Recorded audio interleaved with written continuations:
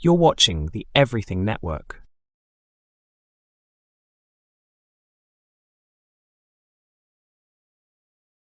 Walter Stadnick was the third national president of the Hells Angels in Canada. He is generally credited with turning the Hells Angels into the most dominant biker club in the region. Peter Edwards wrote that much about Walter Stadnick is a mystery, ranging from what is the meaning of his nickname to how a unilingual Anglo-Canadian from Hamilton became the leader of the then largely French-Canadian Hells Angels. In 2004, another journalist wrote that he is a secretive man little known to the public, but he is one of Canada's most important organised crime figures. Volodymyr Stadnick was born on the upper side of Hamilton, atop of the mountain, as locals call the Niagara Escarpment, to a family of Ukrainian immigrants. His parents were Andriy and Valentina Stadnick, who lived at 98 East 16th Street, in a working-class neighborhood known for its high rate of petty crime. In elementary school, he changed the spelling of his surname to Stadnick and preferred to be called Walter rather than Volodymyr.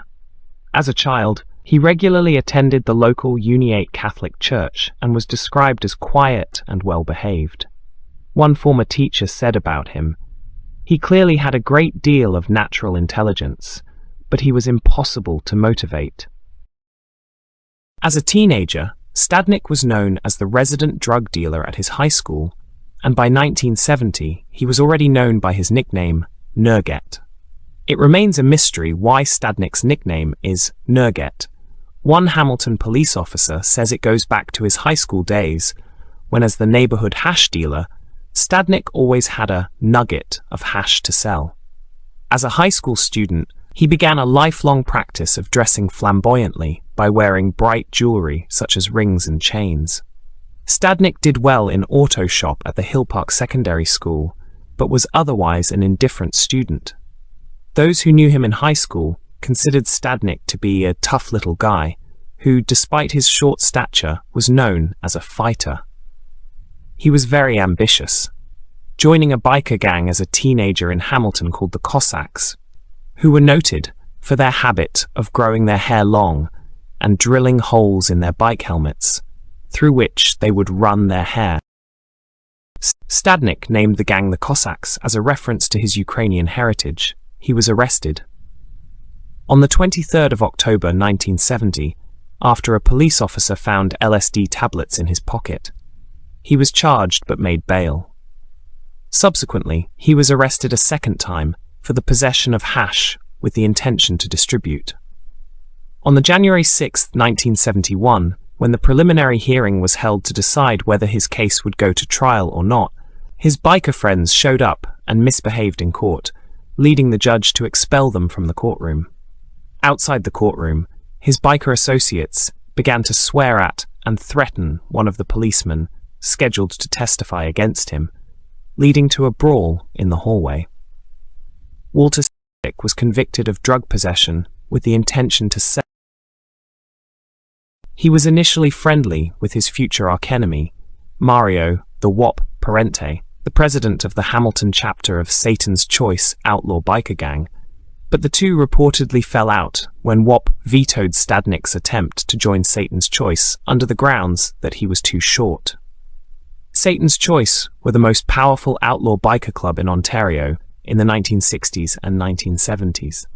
In 1973, the Hells Angels offered Bernie Guindon, the national president of Satan's Choice, the opportunity to have his club patch over to become Hells Angels, an offer the Canadian nationalist Guindon promptly rejected, saying he'd rather keep his club Canadian. Unable to join Satan's Choice, he instead joined the Wild Ones Outlaw Biker Club in 1977. As the Wild Ones were more a senior club than the Cossacks, being allowed to join was a step up for him. He was known for being quiet, for never smoking or doing drugs, and for drinking in moderation. One Satan's Choice biker, Cecil Kirby, who first saw him at a bikers' convention in Wasaga Beach in 1977, recalled that Walter seemed to be trying too hard to pass himself as a hardcore biker, remembering, "I didn't like him. I thought he was a sort of a poser. On July 1st, 1977, Parente, with the rest of the Hamilton chapter of the Satan's Choice Club, patched over to join the Outlaws who wanted to expand into Canada. On December 5th, 1977, the Popeyes of Montreal, generally considered to be the most violent of all of Quebec's many outlaw biker clubs, patched over to become the first Hells Angels chapter in Canada. On February 17, 1978, a biker war began between the Outlaws and the Hells Angels. The conflict was started when the Hells Angel Yves Apache Trudeau shot 2 outlaws in Montreal, killing one. By 1978, Walter Stadnick had become the leader of the Wild Ones. In the 1970s, outlaw biker clubs were very much subordinate to the mafia and other organized crime groups like the West End Gang, who employed outlaw bikers to do dirty work that they did not wish to do themselves. The Wild Ones worked as subcontractors for the mafia, being used to bomb businesses that refused to pay extortion money. A Hamilton police detective, Ken Robertson, who investigated the bombings, stated it was quite a sophisticated operation. Another Hamilton police officer, John Gordon Harris, said of Stadnick, "He was a little short guy. He certainly wasn't the most visible member of the gang. He was just a face in the crowd. He was almost invisible, but he did have a head on his shoulders." The journalists Julian Scher and William Marsden called Harris the nemesis of Stadnick, who pursued him from the 1970s onward. The private detective Alex Kane, who met Stadnick several times, described him as a vindictive little man with the charisma of a hockey puck, who appeared to be trying to overcompensate due to his diminutive stature. The journalist Peter Edwards wrote that Stadnick seemed to have a Napoleon complex, as despite his short stature, that there was something undeniably huge about the man.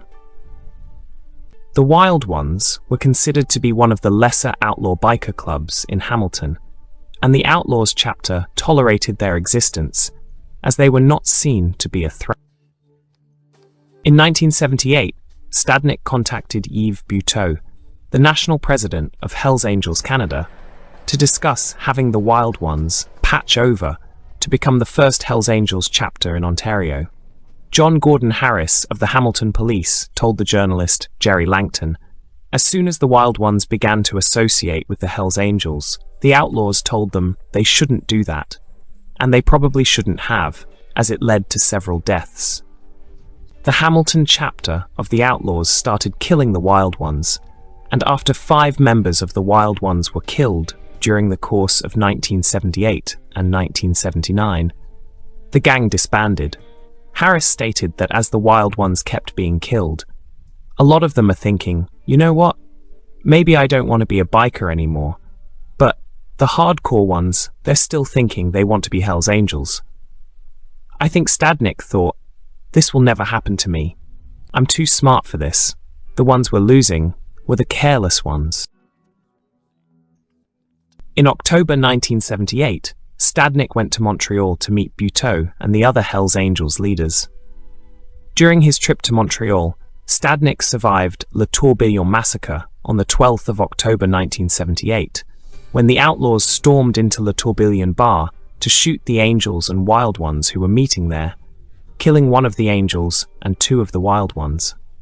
2 American outlaws, one from Miami and the other from Detroit, had entered the bar after following the Angels around. One Angel, Louis T. Wee Lapierre, rose to confront the 2 American outlaws, only to be gunned down when one of the outlaws pulled out his handgun, while the other pulled out a sawed-off shotgun and opened fire on the party in the booth. One of the Angels, Jean Brochu, was killed, while Lapierre and another Angel, Bruno Colombe, were badly wounded. Of the Wild Ones, George Chico Mousseau and Gary Gator Davies were killed. Stadnick survived by hiding under the table. Buteau learned that the man who hired the 2 American outlaws was Roland Roxy du Temple of the Outlaws Montreal chapter, and sent his ace assassin, Yves Trudeau, after him. Trudeau killed du Temple with a car bomb on the 29th of March 1979. Upon his return to Hamilton, Stadnick found that his gang had voted themselves out of existence. He chose to continue as a Hells Angel, operating in Montreal and alone in Hamilton. Despite not speaking any French, Stadnick joined the Montreal South Mother chapter of the Hells Angels and quickly rose through the ranks. He received his full patch on the 26th of May 1982.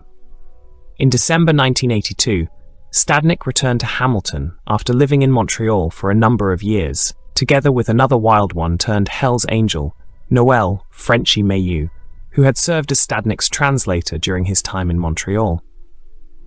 Despite orders from Stadnick not to attract attention, Mayeux, with his stripper girlfriend Connie Augustin, went on a lengthy cocaine binge.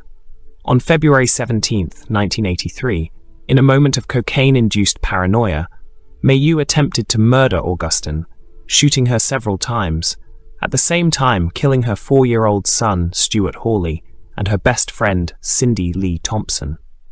Mayeux was found afterwards wandering the streets of Hamilton, high on cocaine, blabbering nonsense, and firing his empty gun at anybody he met on the streets.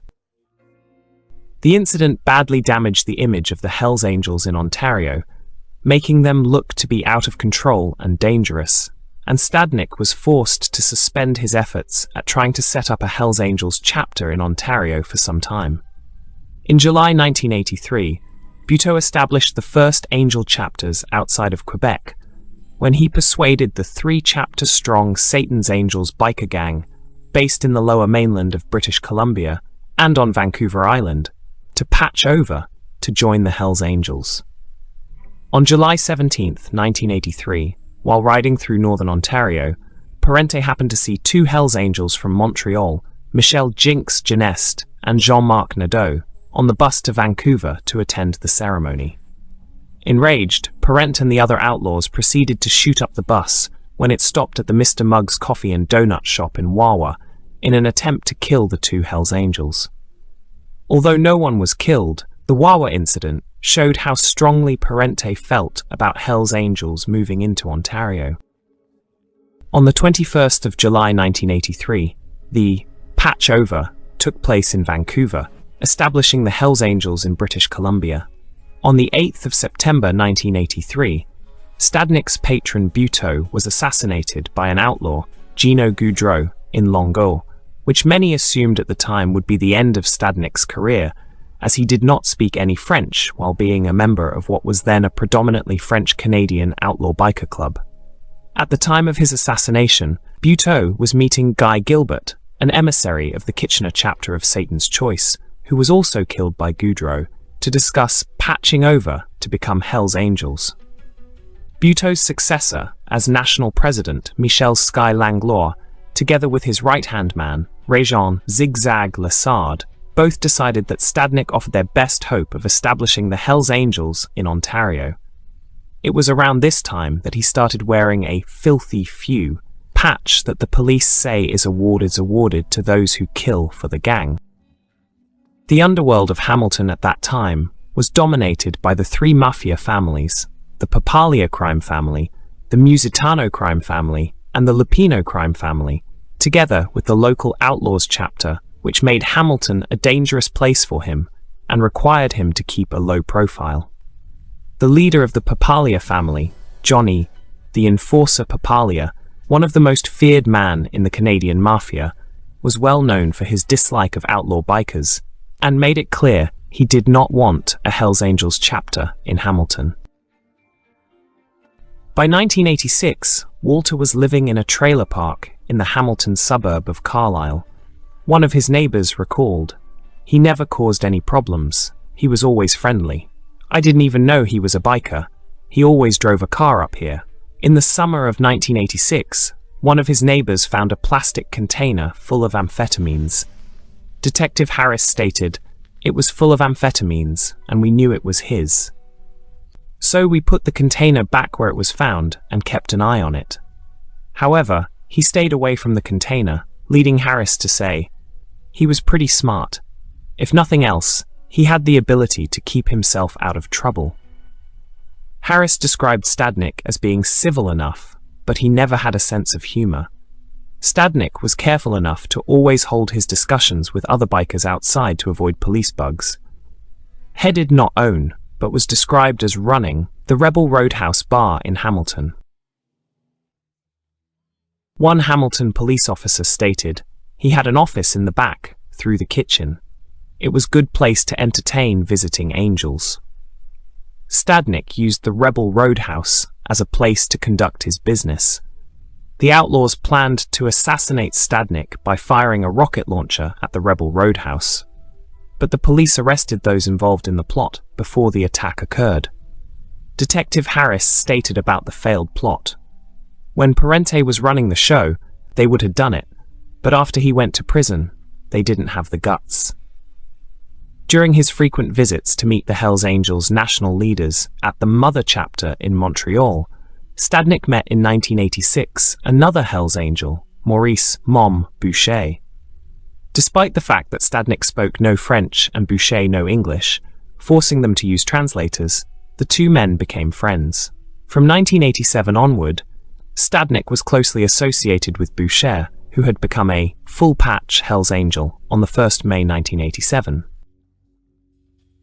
In 1987, Stadnick went to Toronto to try to persuade an outlaw biker club, the Vagabonds, to patch over to become Hells Angels.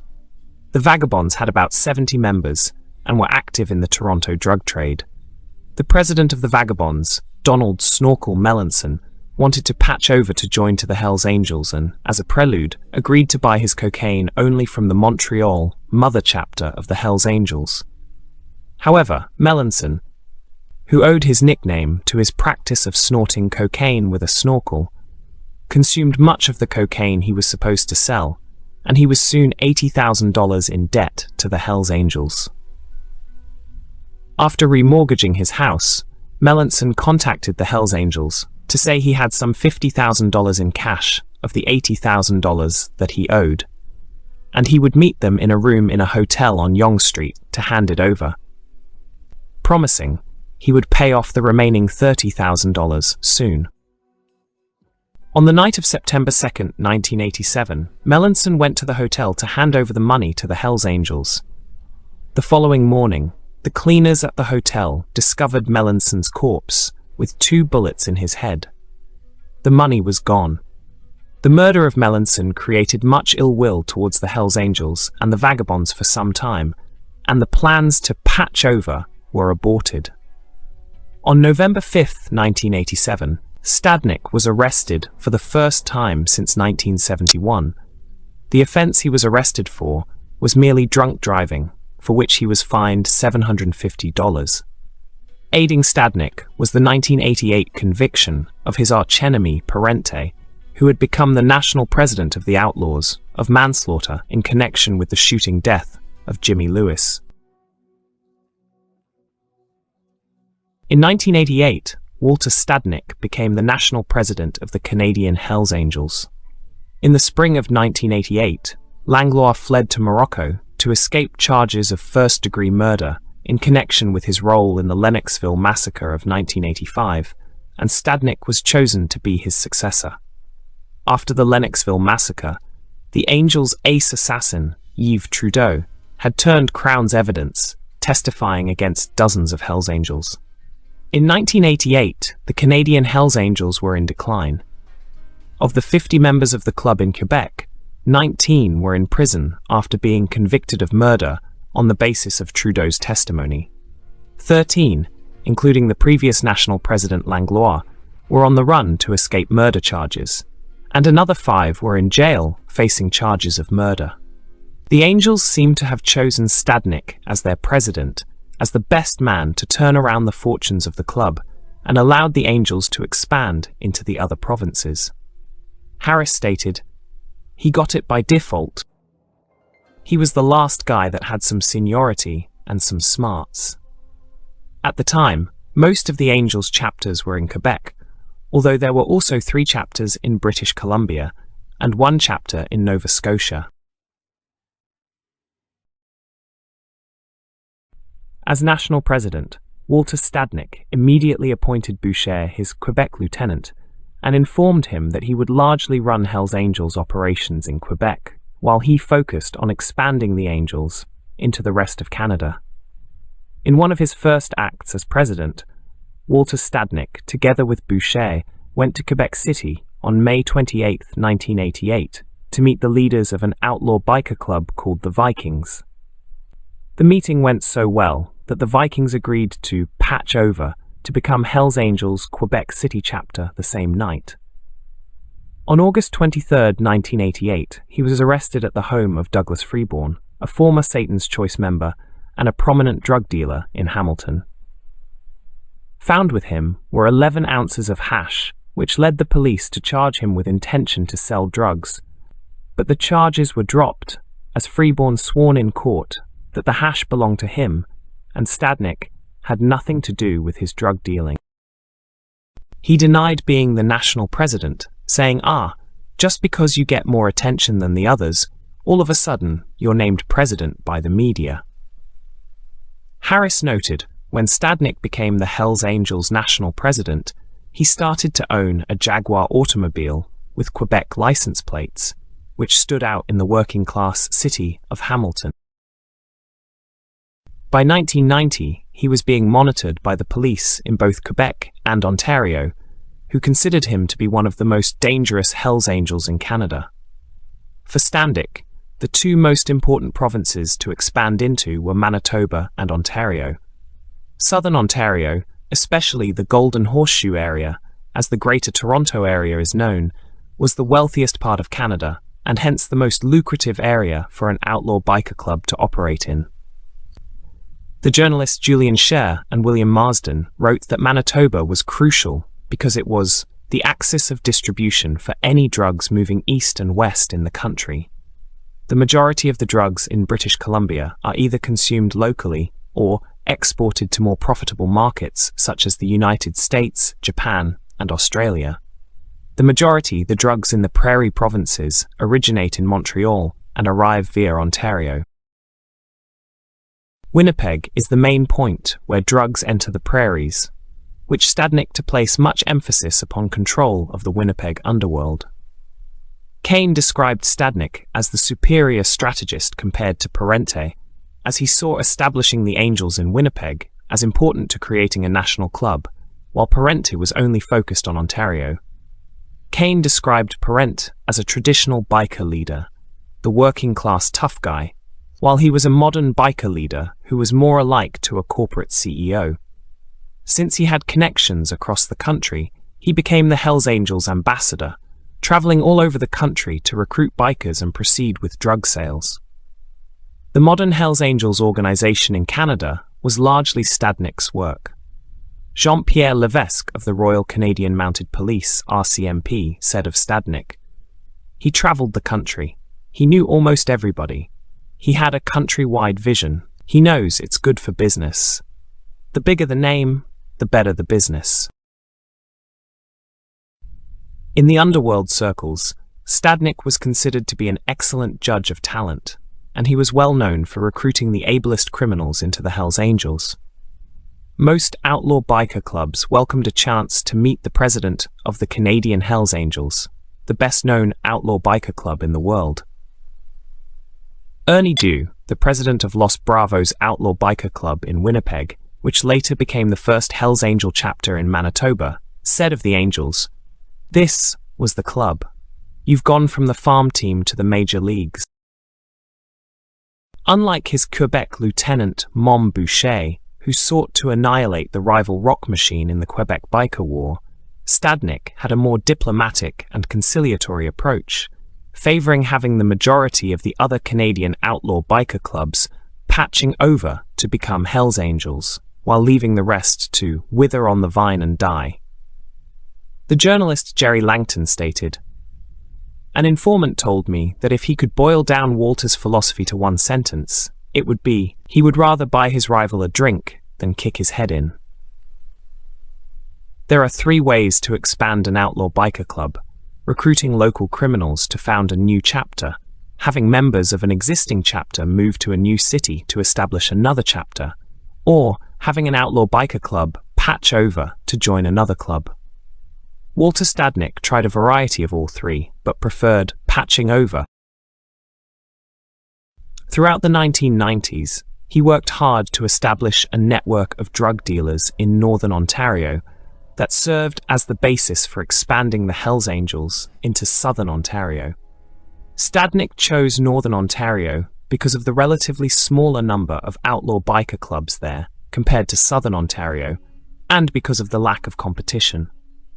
In the process, Stadnick recruited a criminal from Thunder Bay into the Hells Angels, Donald Bam Bam Magnuson, a huge, hulking, muscular man notorious in the Thunder Bay underworld for his brutality and aggressiveness.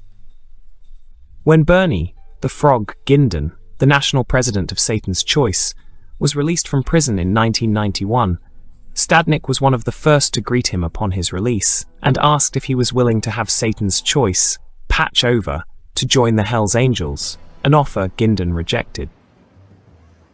Stadnick was known in the 1990s for his flamboyant way of dressing, wearing a full-length coat made from wolf's fur and a snakeskin belt with a solid gold belt buckle in the form of the Hells Angels' winged death's head that was hollowed inside to allow him to carry cash.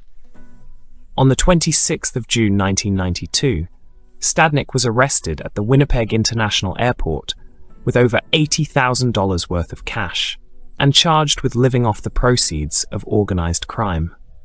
Of the $80,000 he was carrying, $15,000 was hidden inside the opening carved into the gold belt buckle.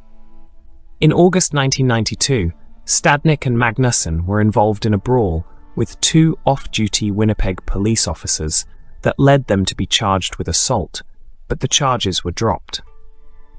In June 1993, Stadnick went to Wasaga Beach to attend a convention of the Loners Outlaw Biker Gang and to meet their leader, Francisco Lenti, to discuss having the Loners patch over to become Hells Angels.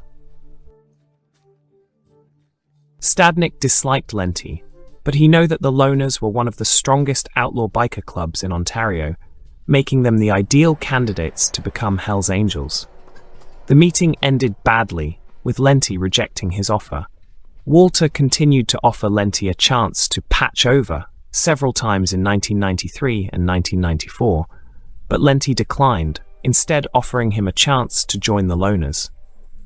Although the Loners refused to patch over to the Hells Angels, Stadnick is reported to have become their chief supplier of drugs from 1993 onward, and to have been behind the rumors that Lenti was stealing from his own club, which led to Lenti's expulsion in 1994. He stayed in contact with Ginden in attempts to persuade the Satan's Choice to patch over to the Hells Angels.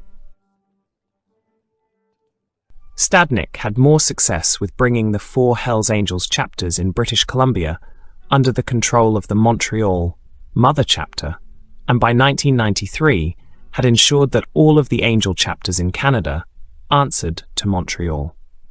Shortly before his trial for living off the proceeds of crime was due to start, on October 4, 1993, the Winnipeg Sun ran an article on Stadnick, which led his lawyer to ask for the charges to be dropped, claiming the story by the journalist Melanie Verha had jeopardized his ability to get a fair trial.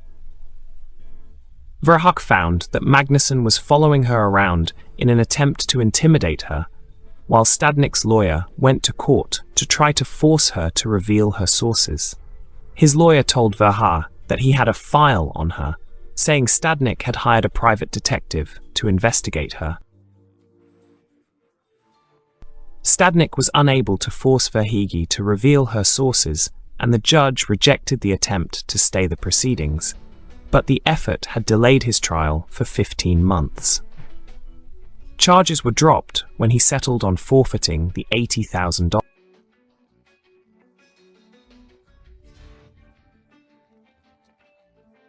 You're listening to the Everything Network. Walter Stadnick spent much of the 1990s living in Winnipeg, where he courted and was courted by the city's 2 biggest outlaw biker clubs, the Spartans under Darwin Sylvester and Los Bravos under Ernie Doo. In 1984, a pact had been signed by the Satan's Choice chapter in Thunder Bay, the Grim Reapers outlaw biker gang in Alberta, and Los Bravos gang to keep the Hells Angels out of Western Canada, He regarded Winnipeg as the weakest point in the alliance, and believed that if he could establish the Angels there, his club could expand into Western Canada. Unlike Thunder Bay and the Albertan cities where the Grim Reapers were active, Winnipeg had two outlaw biker clubs and, moreover, both the Spartans and Los Bravos largely engaged in auto theft. He offered them the possibility of selling cocaine, which required less work and was more profitable than auto theft, to the two Winnipeg outlaw biker clubs. Most of the cocaine in Canada arrived in Montreal, and Stadnick sold both clubs cocaine at prices that allowed them to make handsome profits. He used the rivalry between the Spartans and Los Bravos as a way to gradually establish Hells Angels' influence in Winnipeg, becoming powerful enough by 1993 to impose a truce and end the biker war in Winnipeg that began in 1991. Between 1991 and 1993, the biker war between Los Bravos and the Spartans caused at least 31 acts of violence in Winnipeg. Initially, Walter favored the Spartans over Los Bravos, which caused the latter gang to reach out to him to gain his favor. In November 1993, in what appeared to be an attempt to undermine Guindon's leadership of Satan's Choice, Stadnick met in Thunder Bay with several Satan's Choice chapter presidents, most notably Andre Wattel of the Kitchener chapter. In January 1994, he founded a puppet club in Toronto called the Demon Keepers, headed by Danny Kane, while at the same time trying to persuade the Satan's Choice and Paradise Riders gangs to patch over to become Hells Angels. On January 29, 1994, the Demon Keepers rode out from Montreal to Toronto, renting a luxury apartment in the Yonge and Eglinton district as their collective home. The Demon Keepers were all French Canadians, most of whom could barely speak English, and their poor social skills made them stand out in Toronto. During their short existence, the Demon Keepers failed to make a single drug sale in Toronto. In April 1994, the Demon Keepers collapsed ignominiously, an experience that so embittered Kane that he decided to become an RCMP informer. Kane came to believe that Stadnick had engineered the failure of the Demon Keepers to humiliate him, but Langton argued against this theory, stating that Stadnick was desperate to have the Hells Angels enter Ontario, and the failure of the Demon Keepers set back his plans by a number of years. His principal rival within the Hells Angels was an American living in Montreal named Scott Steinert, who was an extremely aggressive and ambitious man who aspired to be the Hells Angels' national president. Steinert mocked him for the failure of the Demon Keepers, and reflecting Stadnick's damaged status, Magnuson switched over to serving as Walter's bodyguard. During the Quebec Biker War of 1994-2002, Stadnick visited Montreal at least once a month to confer with Boucher. During his visits to Montreal, Walter was paranoid about being assassinated by the rival Rock Machine and always stayed at the Angels' heavily fortified clubhouse in Sorel. Regarding the Quebec Biker War, Randall Richmond, the prosecutor at his 2004 trial, stated, "This was a highly sophisticated war engaging many people, a lot of planning, preparation, and money." The Hells Angels didn't just wait until they happened to run into their enemies on the street. They hunted them down like animals. In 1995, Walter had the Angels Puppet Club in Montreal, the Rockers, set up a puppet club in Winnipeg called the Redliners. A Winnipeg police officer, Ray Parry, said of the Redliners, "They were the most polished. Their hair was well trimmed. The way they conducted themselves was a carbon copy of the Hells Angels." Thinking at the time, and was completely foreign to the way things had operated in the West. As a puppet club of a puppet club, the police reported the triple insulation made it difficult to tie him to the Redliners. Kane, who was secretly a RCMP informant, told his handlers in April 1995 that Stadnick was frequently making trips to Winnipeg in order to establish a corridor for drug sales from Thunder Bay, Ontario to Winnipeg. Stadnick was also active in continuing to woo Satan's Choice in Ontario, often visiting Kitchener to meet Andre Wattle, the president of the local Satan's Choice chapter, who was most interested in joining the Hells Angels. He also went to Thunder Bay to woo the local Satan's Choice chapter. Besides chapter presidents, Stadnick continued to meet Satan's Choice national president, Gindon, taking him to dinner in the most expensive restaurants in Toronto and the most expensive strip clubs in Oshawa to press him to patch over.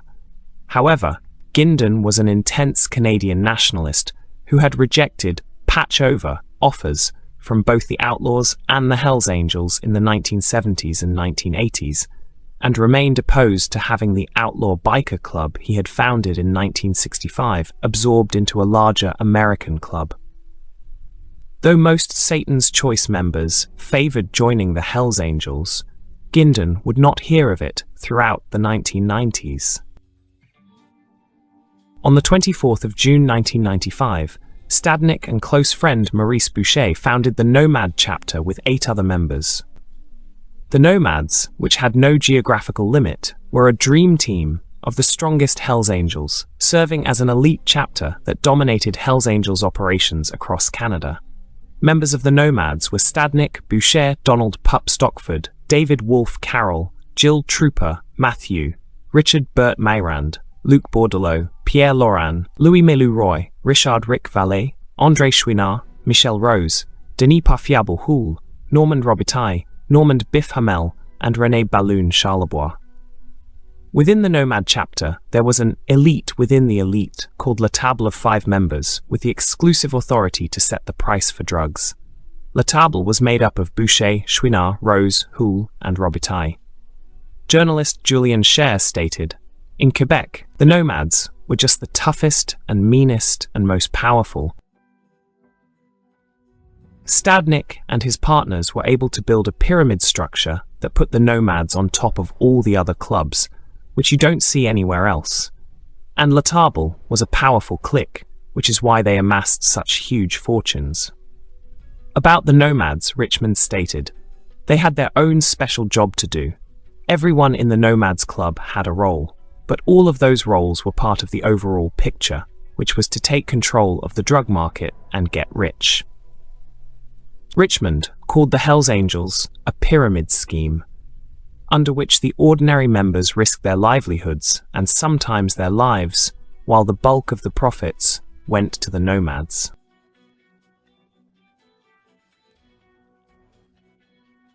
Stadnick spent so much time in Winnipeg in the 1990s working to establish the Hells Angels on the prairies that he rented an apartment in that city and fathered a son, Damon, Nomads spelled backwards, by his common-law wife.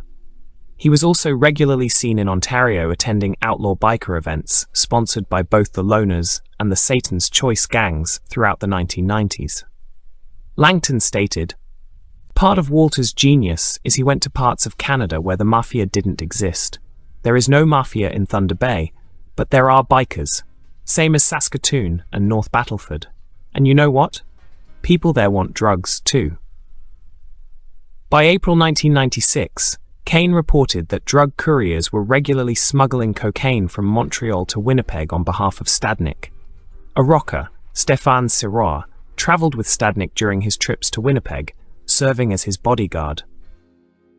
Sirois later became a police informer and testified at Stadnick's trial in 2004 that the latter had told him that it was his dream to have the Hells Angels become the only outlaw biker club in all of Canada, with the bottom rockers, the lower part of the biker club jacket, read Canada instead of the provinces. Sirois testified that Stadnick had told him in 1996 that what he wanted was the Hells Angels only throughout Canada with no other biker clubs. Walter also frequently travelled to Saskatoon to meet the leaders of the Rebels Outlaw Biker Club to discuss having them patch over to become Hells Angels. Kane's reports mentioned that Walter Stadnick was often in conflict with Steinert and alleged that Stadnick wanted Steinert's bodyguard, Donald Bam Bam Magnuson, killed. Magnuson had killed David Boyko, a member of Los Bravos, in a moment of drunken rage at a party in Halifax on May 12, 1996, an act which reportedly very much angered Stadnick as it set back his plans to have Los Bravos patch over to the Hells Angels.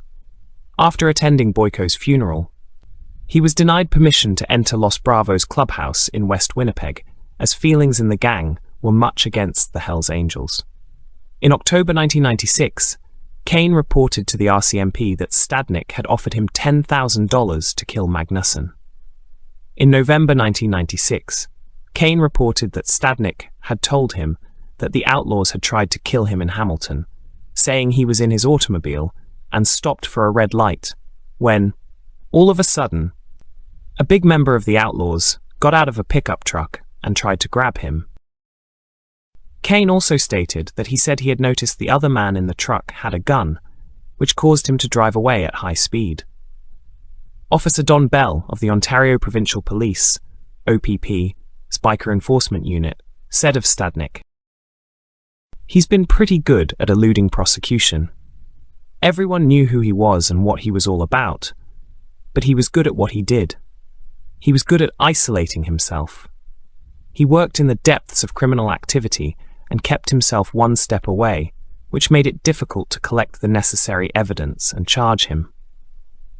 To a biker investigator, he sort of epitomized, I hate to say this, the professionalism of the Hells Angels and the way they did business."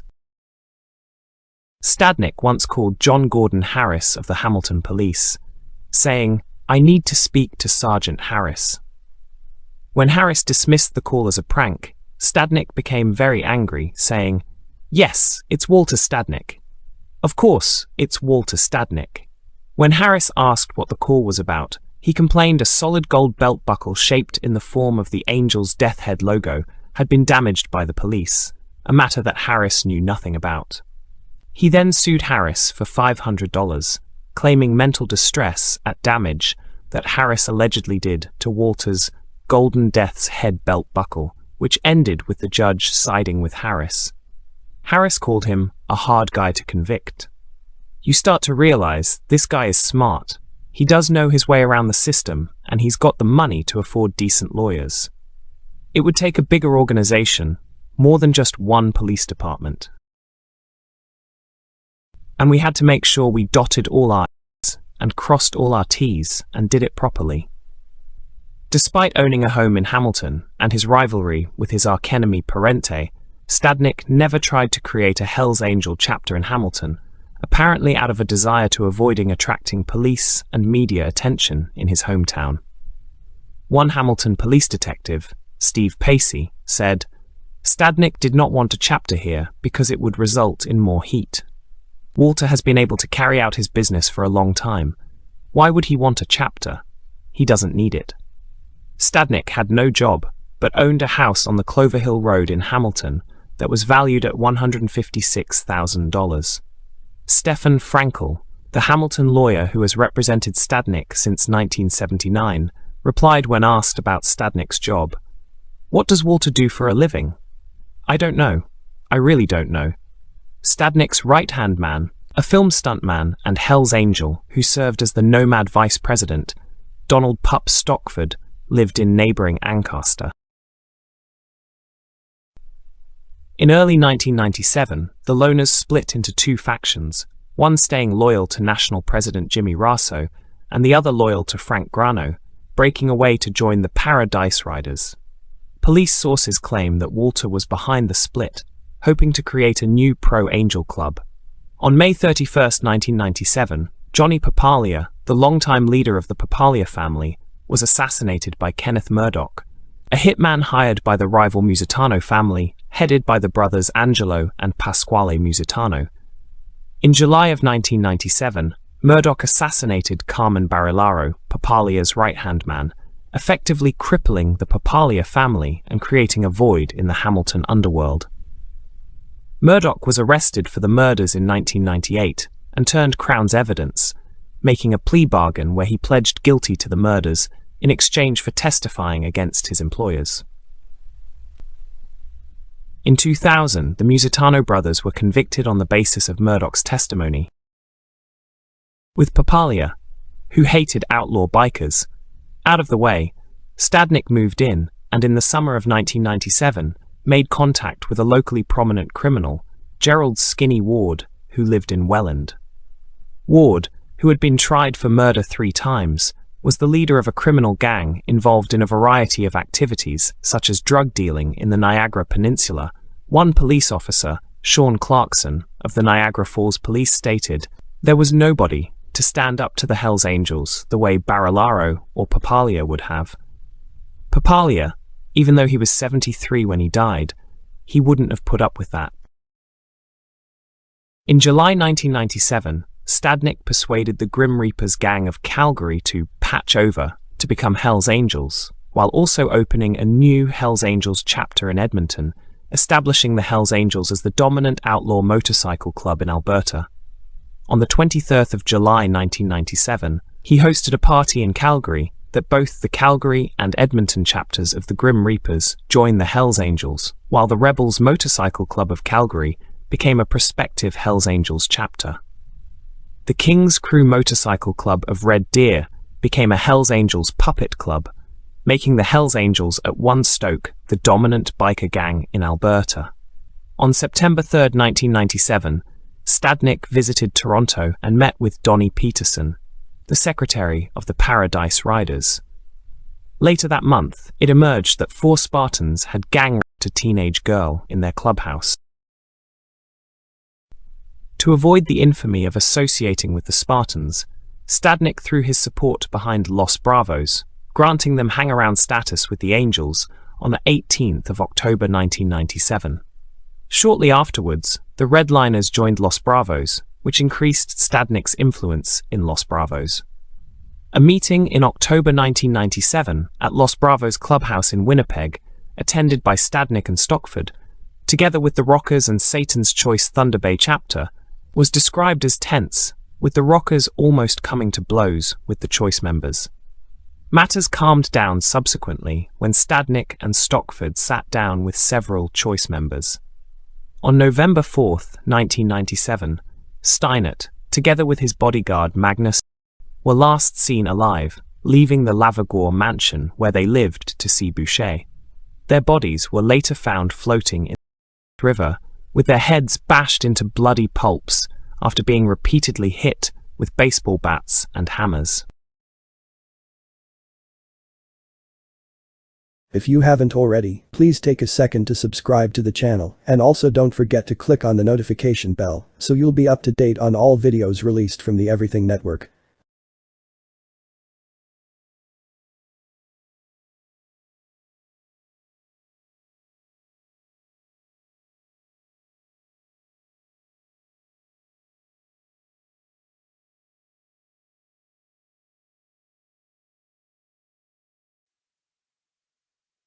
On April 7, 1998, Jeffrey LaBrache and Jody Hart, 2 leaders of the Outlaws biker gang, were gunned down, leaving a strip club, the Beef Baron, by 2 men known to be associated with the Hells Angels in London, Ontario. LaBrache was the president of the London chapter of the Outlaws, and his killers were the brothers Paul and Duane Lewis. The significance of the killing of LaBrache and Hart was that for the first time, people associated with the Hells Angels had killed within Ontario, showing the Hells Angels were deadly serious about their plans to expand into the province from Quebec. In June 1998, the Spartans gang disbanded themselves after their leader Darwin Sylvester vanished without trace. In May 1998, Sylvester went to a meeting, vanished, and is generally believed to have been murdered. The man who drove Sylvester to the meeting, Robert Rosmus, was murdered a few months later. A police officer stated that by 1998, Stadnick was supplying virtually all of the drugs in Winnipeg and had become the largest drug supplier in the 3 prairie provinces. Len Isnor of the OPP's anti-biker unit once saw Stadnick at Toronto's exhibition grounds and was surprised to the crowd part to allow Stadnick and his bodyguards walk up to Andre Wattel, the president of Satan's Choice Kitchener chapter. The men talked for about 45 minutes, and then Stadnick departed. Isnor recalled, "I had never seen anything like it. It was like he was a rock star or something. In the summer of 1998, Stadnick and the entire Hells Angels chapter from Sherbrooke arrived in Niagara Falls for what the police call a crime summit with Ward. Ward was not an outlaw biker, but he was the leader of a locally powerful criminal gang, and Stadnick wanted to do business with him. Ward had been buying his cocaine from the Magadino family of Buffalo, New York, and was considered to be the most powerful drug dealer in the Niagara Peninsula. The Hells Angels Sherbrooke chapter is known as one of the most violent in Canada, and Stadnick taking the entire Sherbrooke chapter with him to Niagara Falls is believed to have been an act of subtle intimidation on his part. It was agreed at the Crime Summit that henceforward Ward would only buy his drugs from the Hells Angels, thereby establishing Angels' influence in the Niagara Peninsula. Clarkson stated, "I don't think Ward really wanted to do it, but I don't think they gave him a choice. It was either he joined up, or the Hells Angels would bring in 10 guys from Quebec to do it. That would be the last thing he'd want." Although Ward and his gang did not formally become an Angels chapter until 2000, to all intents and purposes, the Ward gang were a part of the Angels from 1998 onward. A bikers' rodeo was held by the shores of Lake Simcoe in August 1998, hosted by the Loners Gang, and attended by members of the Satan's Choice Red Devils, Vagabonds, Last Chance, and Paradise Riders outlaw biker clubs. The rodeo was interrupted when the Hells Angels Elite Nomads chapter, led by Stadnick, rode in unannounced from Montreal to join in.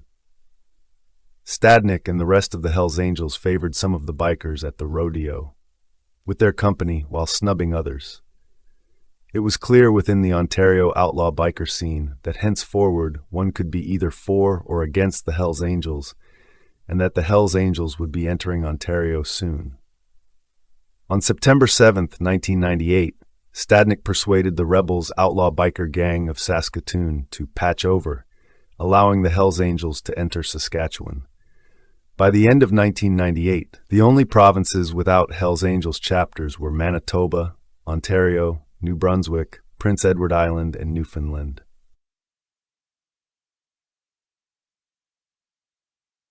In May 1999, Stadnick asked for the Glenn Wrongway Atkinson and Pietro Pep Barilla of the Loners to visit him at the clubhouse of the Angels Sherbrooke chapter, saying that the difficult relations between the Loners and Paradise Riders in Toronto were a matter of concern to him.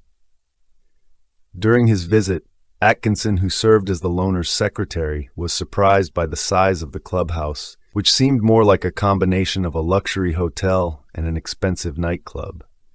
Atkinson, who had never met Walter Stadnick before, was also surprised by just how much Stadnick knew of him and the other Loners, as he casually mentioned that he knew the addresses of the Loners together with the names of their wives and girlfriends, which Atkinson took as a threat.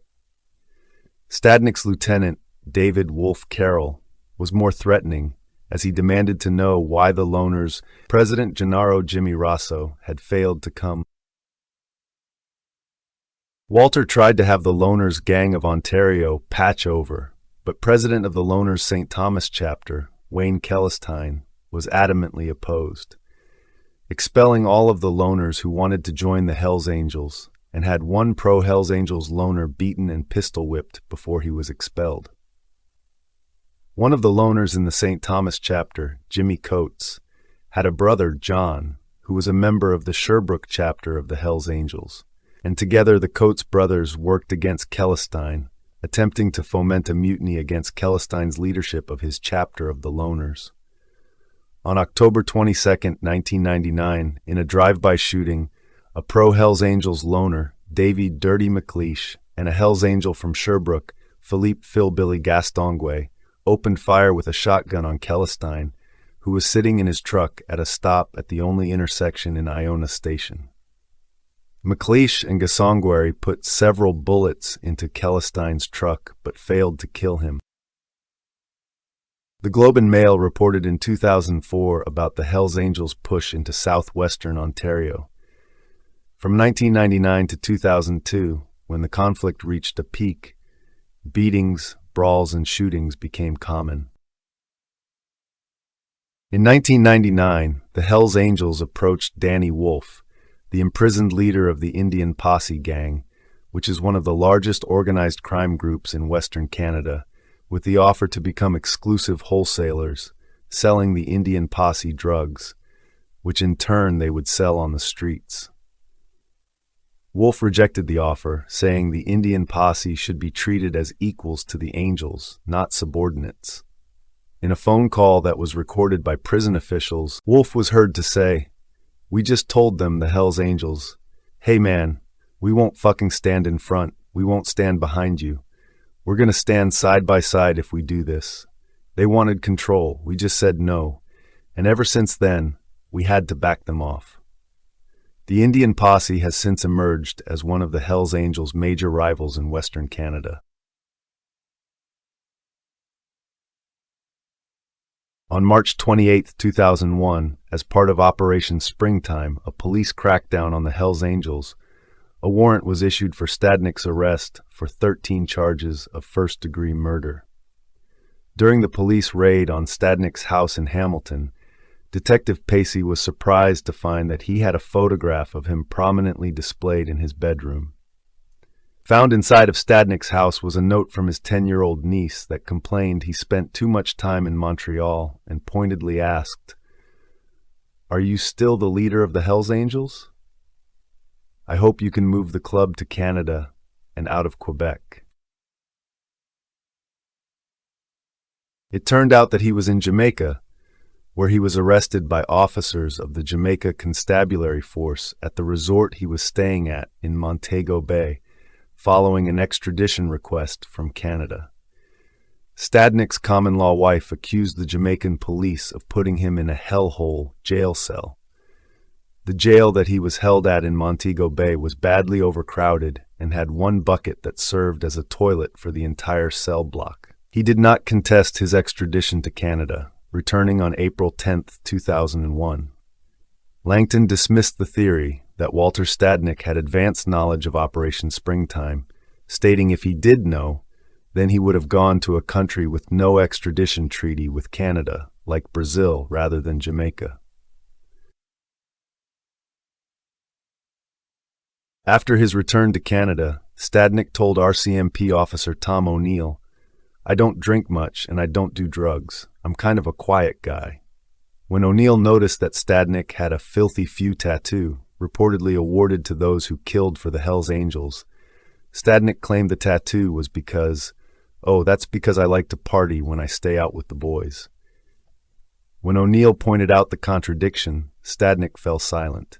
When O'Neill asked Stadnick if he remembered Danny Kane of the Rockers, Stadnick stated he knew him, but not very well, as he does not speak French. When O'Neill told him that Kane had been a police informer since 1994, he reported that Stadnick looked worried. As part of Operation Springtime, the police seized the records from the Nomad Bank in Montreal. The records showed that Stadnick's code name was Gertrude, and that between 30th of March 1999 and 19th of December 2000, the Nomads had sold $111.5 million worth of cocaine and hashish all over Canada. The records also showed that Stadnick brought 267 kilograms of cocaine and 173 kilograms of hashish, worth $11.1 million from the mafia, and made profits of $3 million during this period. With Stadnick behind bars awaiting trial, a biker war broke out in southwestern Ontario between the London Outlaws chapter, headed by Thomas Hughes, and the Hells Angels London chapter, headed by Jimmy Coates, formerly of the Loners. In July of 2002, the Angels' new national leadership, consisting of Gerald Ward, president of the Niagara chapter, and Billy Miller, president of the North Toronto chapter, summoned the Coates brothers and George's Beauboy Beaulieu, president of the Sherbrooke chapter, to a meeting in Toronto to tell them to end the violence, as the Ontario market was large enough to share with other gangs, and the negative publicity was attracting unwanted attention. Ward and Miller expressed much confidence that rival clubs such as the Outlaws and the Bandidos would soon fade into irrelevance, making biker wars unnecessary. In turn, Ward and Miller were believed to be acting on behalf of Stadnick. In 2003, Walter Stadnick was brought to trial for 13 counts of murder, 3 counts of attempted murder, 1 count of conspiracy to commit murder, 2 counts of narcotics trafficking, and 2 counts of attempting to smuggle narcotics. Besides Stadnick, Donald "Pup" Stockford and another Hells Angel, Michelle Rose, were also tried. In his trial in Montreal, he opted for his constitutional right to have the trial in English and hired Edward Greenspan and Alan Gold as his defense lawyers. The Crown attorney prosecuting him was Randall Richmond. Greenspan and Gold were able to delay the trial by demanding that the Crown translate all 500,000 papers of documents and 10 CD-ROMs worth of evidence into English, a request that the Quebec government refused as it would cost more than $23 million. Greenspan and Gold appealed to the Supreme Court of Canada, which refused their request in January 2003 to have all the evidence translated into English, given that both Greenspan and Gold were fluent in French, and Stadnick's trial started afterwards. Richmond told the court that Stadnick and Stockford were the key figures in the rise of the Hells Angels, saying, "More than anyone else in the Hells Angels, Stadnick and Stockford were the ones who worked to bring into the Hells Angels organization into other motorcycle clubs in Ontario and Manitoba." Richmond argued at the trial that Walter Stadnick was guilty of the 13 counts of first-degree murders of members of the Rock Machine because, just as a general is liable for any war crimes his men commit, we are convinced he knew about the murders and did nothing to stop them. However, the judge acquitted him of all 13 counts of murder, saying that the Crown failed to present enough evidence that he ordered the murders. On September 13, 2004, Walter Stadnick was sentenced to 20 years imprisonment for a collection of convictions including conspiracy to murder, drug trafficking involvement in gang activities. In sentencing Stadnick and Stockford, Justice Jerry Zigman stated, "They are hardened criminals who show little or no hope of being able to straighten out their lives and cease participating in criminal activities. They are violent people who are a danger to society. They have expressed no remorse for their acts." He was transferred from a medium to a maximum security prison in 2006 and 2009 for illegal trafficking activities and large-scale loan sharking in a Kingston area prison. When filing for his taxes, Stadnick never claimed more than an annual income of $35,000, but after his conviction, the Canada Revenue Agency performed an audit of his illegally obtained income, which was also taxable. In 2006, Stadnick was reassessed by the CRA and told to pay $1.2 million in back taxes. In 2008, he filed for personal bankruptcy, claiming to be unable to afford to pay his back taxes. Stadnick was paroled in June 2014, lasting less than a month on probation due to suspicion that he was associating with people with criminal records as well as the biker club.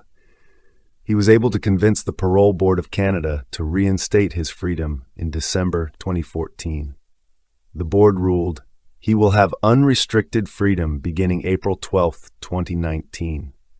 Until then, he is under extremely strict conditions, including avoid people in street and motorcycle gangs, any person known to be a hang-around or wannabe of any outlaw motorcycle gang, barred from owning more than one cell phone, and must show his parole officers detailed billing statements for it, including documentation of who he texts and emails and what social media sites he visits.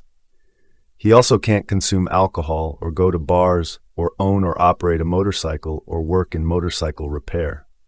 He must also obey a curfew that runs between 9 p.m. and 6 a.m. Given his past criminal spending habits, and amounts of money within drug trafficking, the board will monitor his revenues and expenses. Another of his parole conditions was that he was not to enter Quebec. Stadnick was described as being a polite and respectful inmate, but one who refused to admit that he had been a Hell's Angel or admit any guilt.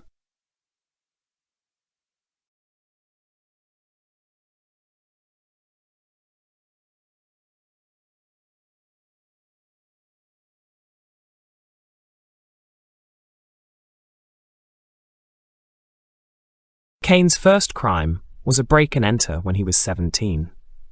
By the age of 18, he joined a small biker gang based in Saint-Hubert named the Condors, led by Patrick Lambert. While working for the Condors, he earned around $700 a week, making sure dealers had the product they needed.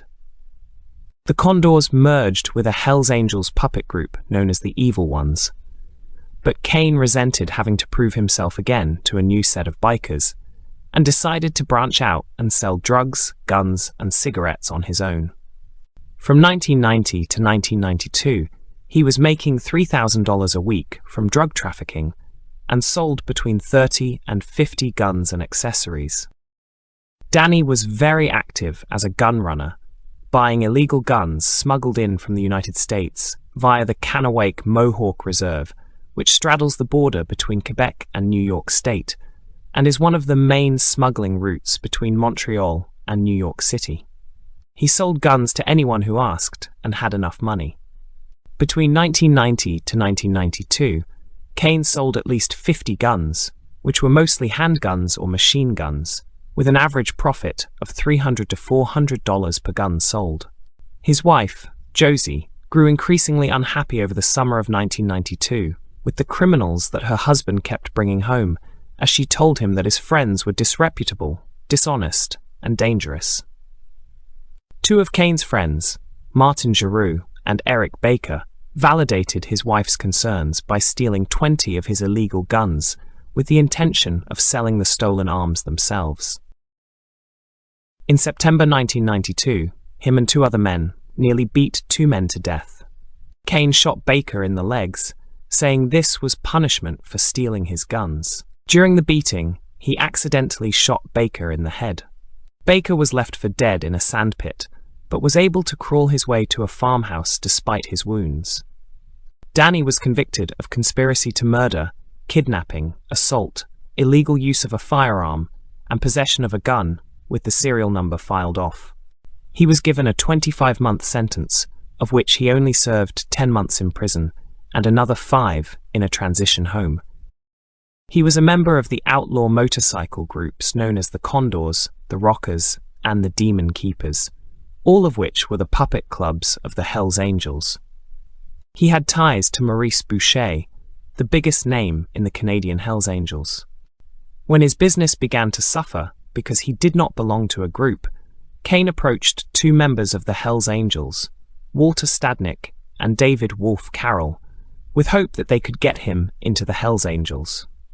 After a year passed, with Kane doing what he thought was slave labor without being invited to the MC, he became annoyed with Stadnick and Carroll for not getting him into the MC. The Hells Angels is a hierarchical organization that requires recruits start in a puppet club. If they do well, they graduate to the title of hang around, where they can't wear the patch, but are considered an associate. Next, they become a prospect, where they get a half patch that shows the chapter's title. If they continue to perform well, they become a full patch member and get the winged death head emblem. Kane had to work as a bodyguard and a chauffeur to Carroll and Stadnick, as a mule delivering drugs, prostitutes and guns, and paying for all their meals and drinks at restaurants and bars, in hope that he would be promoted up the ranks as a reward. He was considered to be a likable and intelligent character whose only major weakness was sex, as he bragged incessantly to anyone who would listen about the size of his penis and his sexual prowess with the opposite sex. He kept his bisexuality a closely guarded secret, as homophobia is rampant within the outlaw biker subculture. Kane was upset because he had worked with the gang for several years, and was not even considered a hang-around. Kane's luck then changed. He was recruited by David Wolfe Carroll and Walter Nugent Stadnick to preside over 3 chapters of an Ontario puppet club called the Demon Keepers. Stadnick was unhappy about the way that the Ontario biker gangs, such as Satan's Choice, the Loners, and the Paradise Riders, all refused his offers to join the Hells Angels, and in the fall of 1993 decided to several members of the Rockers and other puppet gangs moved to Ontario to set up a new puppet gang. Stadnick wanted chapters to be set up in Toronto, Cornwall, Ottawa, and Niagara Falls to flood the Ontario market with cheap cocaine that would force the other Ontario gangs to join the Hells Angels. The fact that Johnny Papalia, the longtime boss of the Papalia family, who hated outlaw bikers, was ailing from health problems, left Toronto open to the Hells Angels by 1994. Toronto had a number of Ndrangheta clans, such as the Coluccio, Demaria, Tavernese, Figliamini, Russo, Racco, and Camiso clans, but the way that the Toronto Ndrangheta was divided into 7 clans limited their ability to oppose the Hells Angels. Walter Stadnick chose Danny Kane to the president of the Demon Keepers puppet gang. The Demon Keepers were founded in a party at the Hells Angels Montreal chapter's clubhouse on the 29th of January 1994, and later the same day Kane and his gang rode out to Toronto. Kane also unveiled the Demon Keepers patch, which he had designed himself. The journalist Jerry Langton described the patch as a chain made up of assault rifles circling what appeared to be a badly drawn portrait of Bela Lugosi as Dracula. The majority of the members of the Demon Keepers were, in Langton's view, an array of South Shore tough guys, some of whom had already been discarded by the evil ones.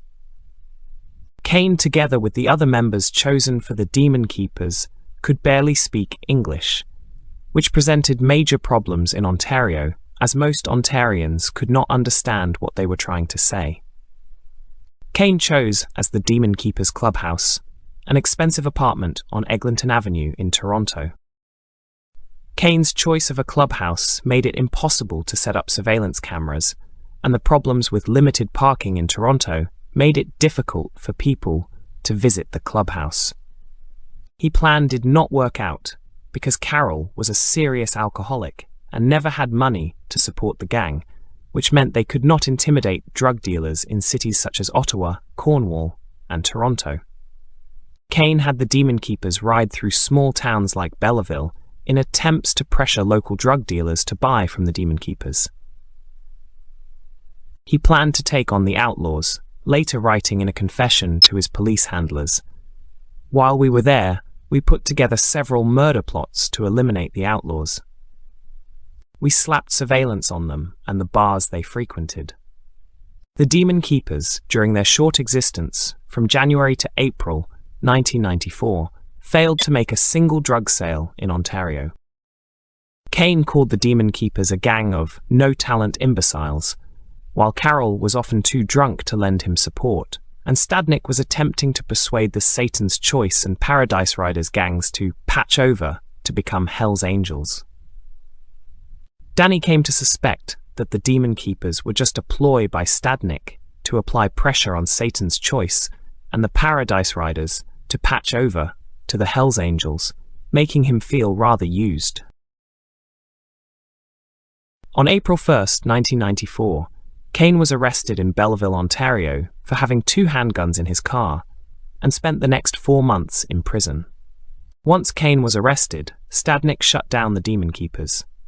During his time in the Quint Detention Center in Belleville, Kane realized that he was bisexual after he had sex with another prisoner, which left him with the intense desire to have more whole experiences after he discovered that he enjoyed having sex with men.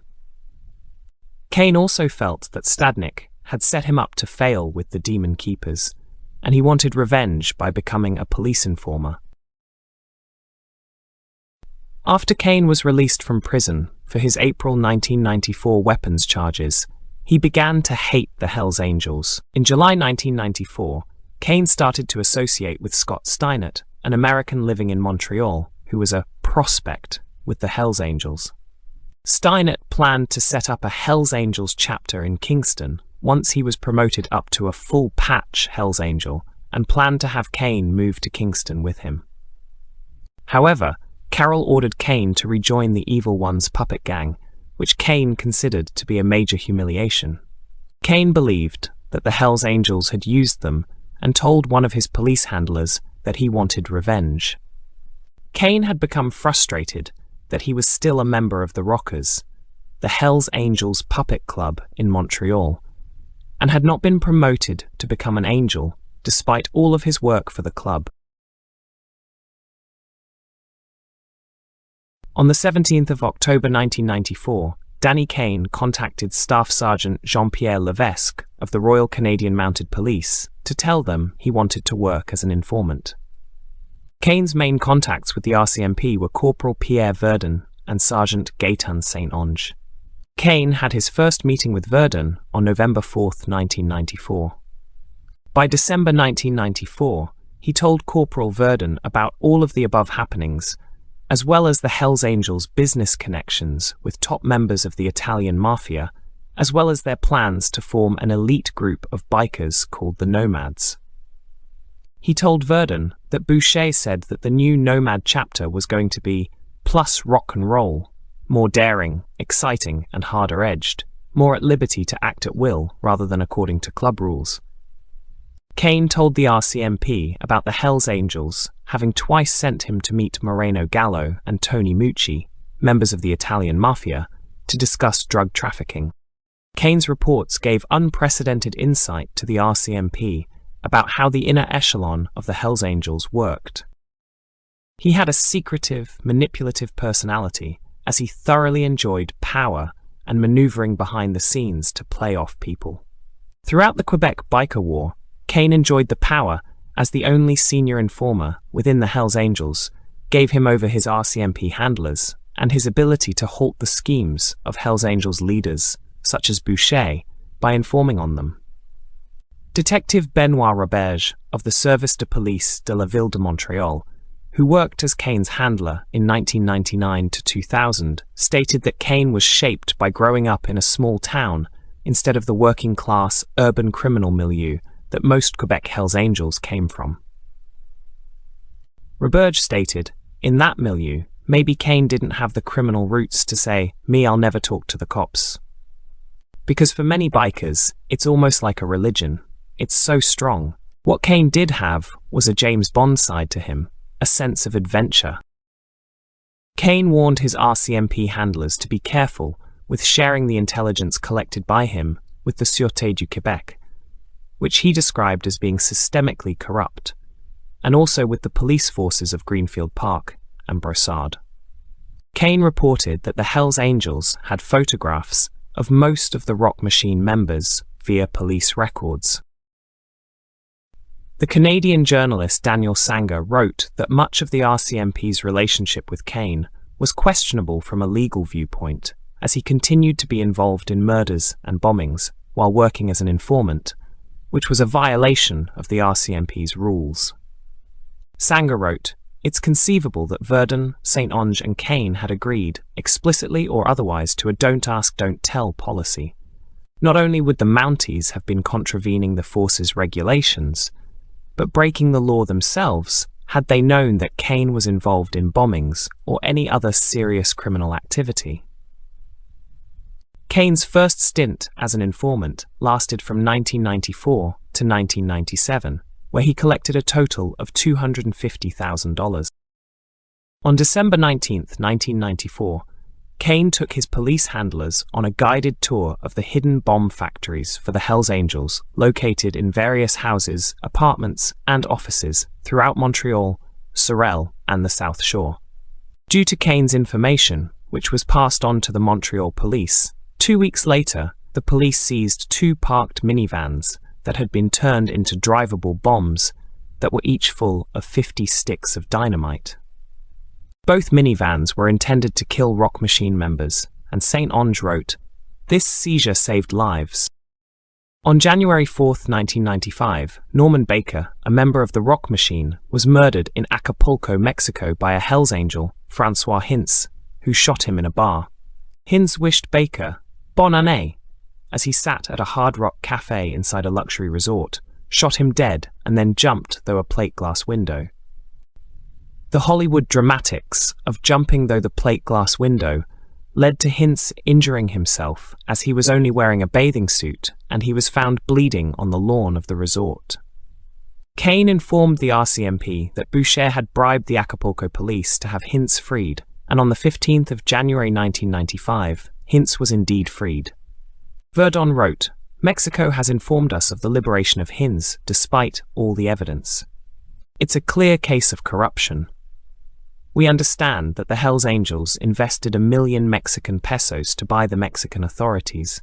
Events have proved C-2994 right, and once again demonstrated the reliability and importance of our source."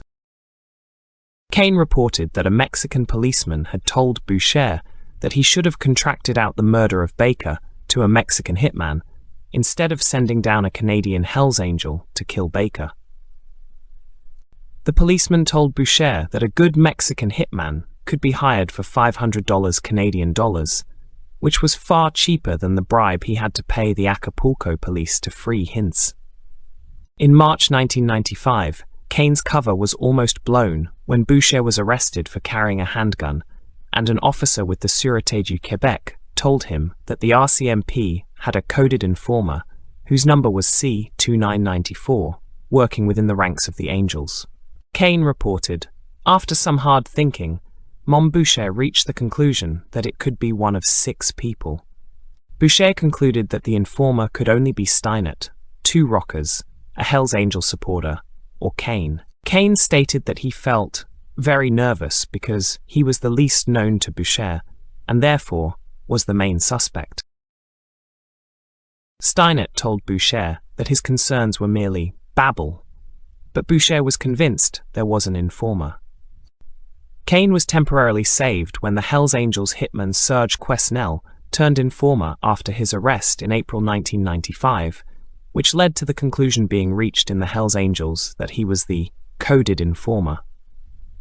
However, Boucher dismissed this theory, noting that Quesnel was only a low-level hitman working for the Trois-Rivières chapter president Louis Roy, and that the informer would have had to have been someone more high-ranking than him. Boucher noted that the police had seized 2 minivans fitted out with dynamite, which led him to the conclusion that the police had been forewarned, as he deduced that the police could not have discovered by accident 2 dynamite-packed minivans parked on different streets on the same day.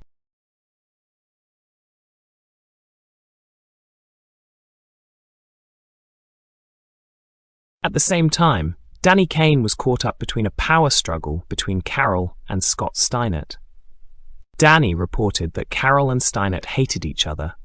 He told his police handlers, "I like that, working for 2 guys. Working for 2 hells, that allows me to skate between both of them." The journalists Julian Scher and William Marsden wrote, Cain had placed himself in a dangerous position within the Carroll-Stadnick feud, as riding the power plays within the Hells Angels is like trying to master the twisting schemes of ambitious and sometimes psychotic medieval princes. A wrong move could get you killed. He described Stadnick to his police handlers as the most aggressive and ruthless of the Angels, and as Boucher's right-hand man, as he made more money than any of the other Angels. Likewise, Cain described Carroll as a raging bully with an extremely bad temper and a propensity for violence. When Carroll asked him to drive him to Halifax in March 1995, Stadnick refused to allow it, and the 2 men almost came to blows over the issue. Shortly afterwards, Cain was almost exposed as an informer when he mentioned that he had been present when one of Stadnick's men, Richard Locke, together with a mafiosi, had beaten up the owner of the Crescent Bar in Montreal for refusing to pay protection money plus the 10% take on daily sales the Hells Angels and the Mafia expected from all bar and restaurant owners in Montreal.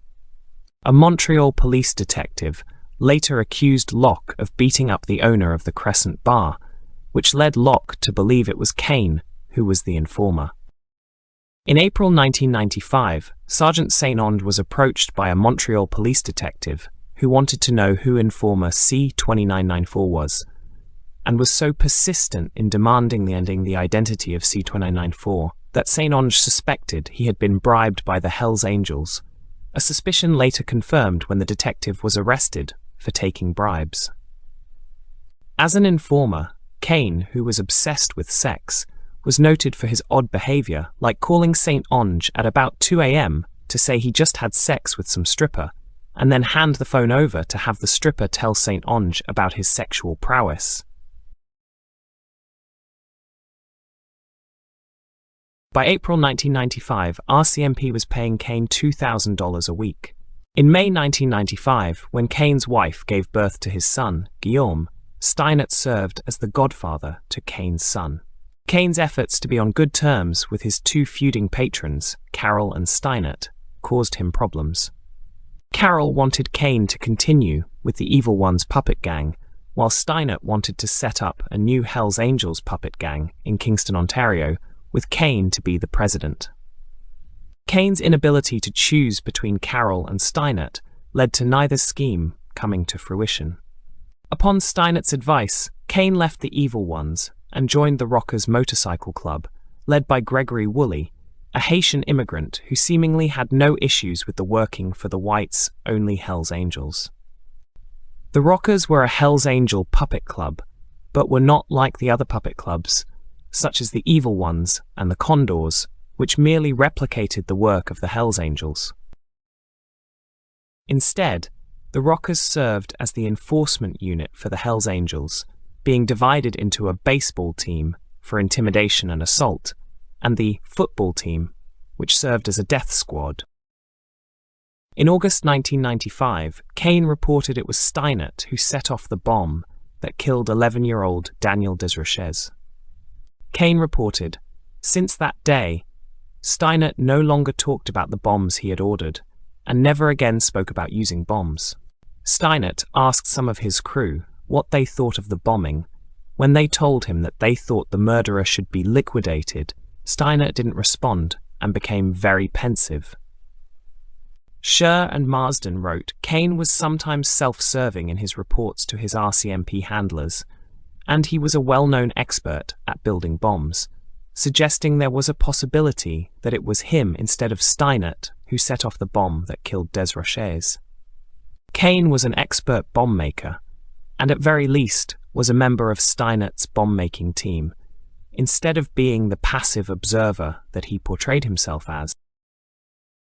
He committed at least 11 murders from 1994 to 1997, during his time as the most highly placed RCMP informer in the Hells Angels. In September 1995, Kane was involved in the murder of a drug dealer, Stéphane Bois. In October 1995, Kane became a striker with the Rockers, which required him to pay a $500 initiation fee and hand over 10% of his monthly criminal earnings to the club. On November 9, 1995, Kane told St. Onge that he was going to Thunder Bay to sell cocaine for Stadnick to the local drug dealers, as the price for cocaine in Northern Ontario was $50,000 per kilo, while in Montreal the price was $32,000 per kilo. Kane stated that Stadnick was very keen to move into Northern Ontario, which was so lucrative for selling cocaine. Kane's double life also applied to his private life, as he continued to live with his first wife, who also living with his future second wife, Patricia, also a pseudonym, as she does not wish for her name to be known. Kane lied to both women to explain his frequent absences, as he maintained that his work required him to be away often. Patricia was also unaware that he was working for the Hells Angels. One of Kane's associates, Roland Labrasseur, first told Patricia in early February 1996, "How can you be with Danny when he's married with 3 kids?" On February 20, 1996, Kane reported that Carol had met Donald Stockford in Saint-Sauveur to discuss a plan to ship drugs from Montreal to the Golden Horseshoe, i.e. Greater Toronto area. Kane reported their goal was to take a big part of the Toronto drug market. On February 23, 1996, Kane reported to his handlers that his patron Stadnick had been promoted up to a full patch Hells Angels, despite the way that Boucher had considered expelling him in January 1996, and that Gerald Matix, the boss of the West End gang, which controlled the port of Montreal, had just imported 500 kilograms of cocaine from Colombia to sell to the Hells Angels. Kane reported that Labrasseur was working as chauffeur for Carroll and was planning to enter a cocaine treatment center. Kane reported, "It seems that Wolf Carroll is not happy with this situation because Labrasseur was entrusted with certain tasks by him and he has shown signs of weakness." Kane, who was angry with Labrasseur for his telling his mistress that he was married, was told by his wife in late February 1996 that Labrasseur was one of his Hells Angels-linked friends that she approved of. Kane told her in response, "That's too bad because it's the last time you'll be seeing him." On March 3, 1996, Kane killed Roland Labrasseur, a drug addict who had fallen behind in his debts to the Hells Angels, by driving him out to the countryside south of Montreal, where he shot him in the head by a remote rural road. Kane was later to say in 2000 that he killed Labrasseur on Carroll's orders. Kane, in his reports, blamed the murder on a Hells Angels-linked drug dealer, Daniel Bouchard. By contrast, Kane's former mistress, Patricia, believed that he had killed Labrasseur. However, he managed to persuade her that he had not killed Labrasseur, and he was going to divorce his wife, as he insisted that she was his one true love. On June 1, 1996, Patricia moved in with Kane into a Montreal apartment. Only in 2000 did Kane confess that he killed Labrasseur, and, through admitted that he buried Bois's body, he continued to deny that he killed him. Kane, in his reports, stated that Labrasseur was a former soldier in the Canadian Army who was an expert with explosives who had been building bombs for the Hells Angels. Kane was correct that Labrasseur had indeed served in the Canadian Army, but Verdon discovered from looking at his service records that he had no explosives training beyond learning how to throw a hand grenade. Cher and Marsden wrote that Labrasseur was a sad character, a bit of a simpleton with a cocaine addiction, and that Kane's claims that he was an expert bomb maker who built bombs set off by car alarms and pagers were fanciful at best. Kane appeared to be trying to blame Labrasseur for the bombings that he himself had committed. Cher and Marsden wrote that Kane probably killed Boer, despite the way that he continued to pin the blame on Bouchard, a man he clearly disliked. Kane was active as a bomb maker, and he blew up the Green Stop restaurant in Châteauguay after the owner refused to pay protection money to the Hells Angels.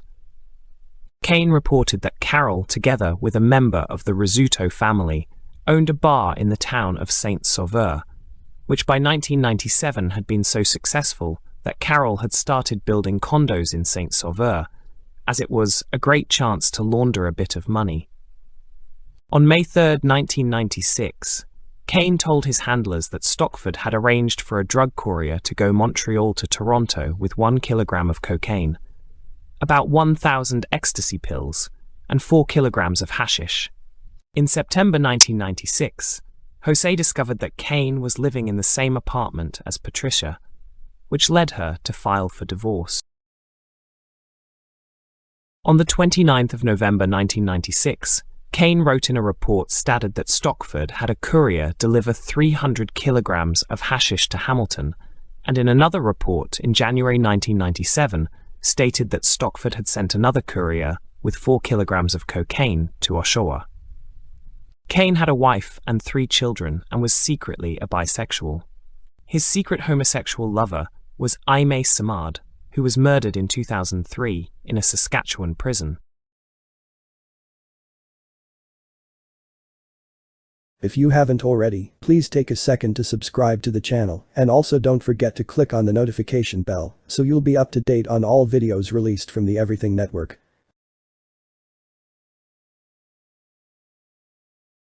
In July 1996, the RCMP gave Danny Kane some $30,325 to set up a magazine Rencontre Select, a magazine catering to those looking for casual sex whose revenue came from ads for strippers, phone sex, and prostitution. Kane launched a website to go along with his magazine, which catered to homosexuals looking for casual sex. Staff Sergeant St. Ong argued that it was necessary for the Mounties to subsidize the magazine because it means Danny didn't have to commit serious crimes and thus could avoid getting himself arrested or killed and could continue to feed us information. Scher and Marsden wrote, "So the Royal Canadian Mounted Police got into the sex magazine trade. Taxpayers' money financed Kane's weekly magazine. The force laundered its investment through a bank and a notary." In 1997, Rencontre Select collapsed owing to a lack of sales. Kane reported in the summer of 1996 that a conflict was brewing within the Hells Angels Montreal chapter, with one faction loyal to Steinert and another to Stadnick, Stockford, and Carroll. On May 11, 1996, at a party in Halifax, Steinert's bodyguard, Donald Magnuson, in a moment of drunken rage, had killed David Boyko, a member of Winnipeg's Los Brovos gang, whom Stadnick was trying to persuade to join the Hells Angels. The plans to have Los Brovos join the Hells Angels were aborted for a number of years, as Los Brovos saw Boyko's murder as an act of treachery by Hells Angels.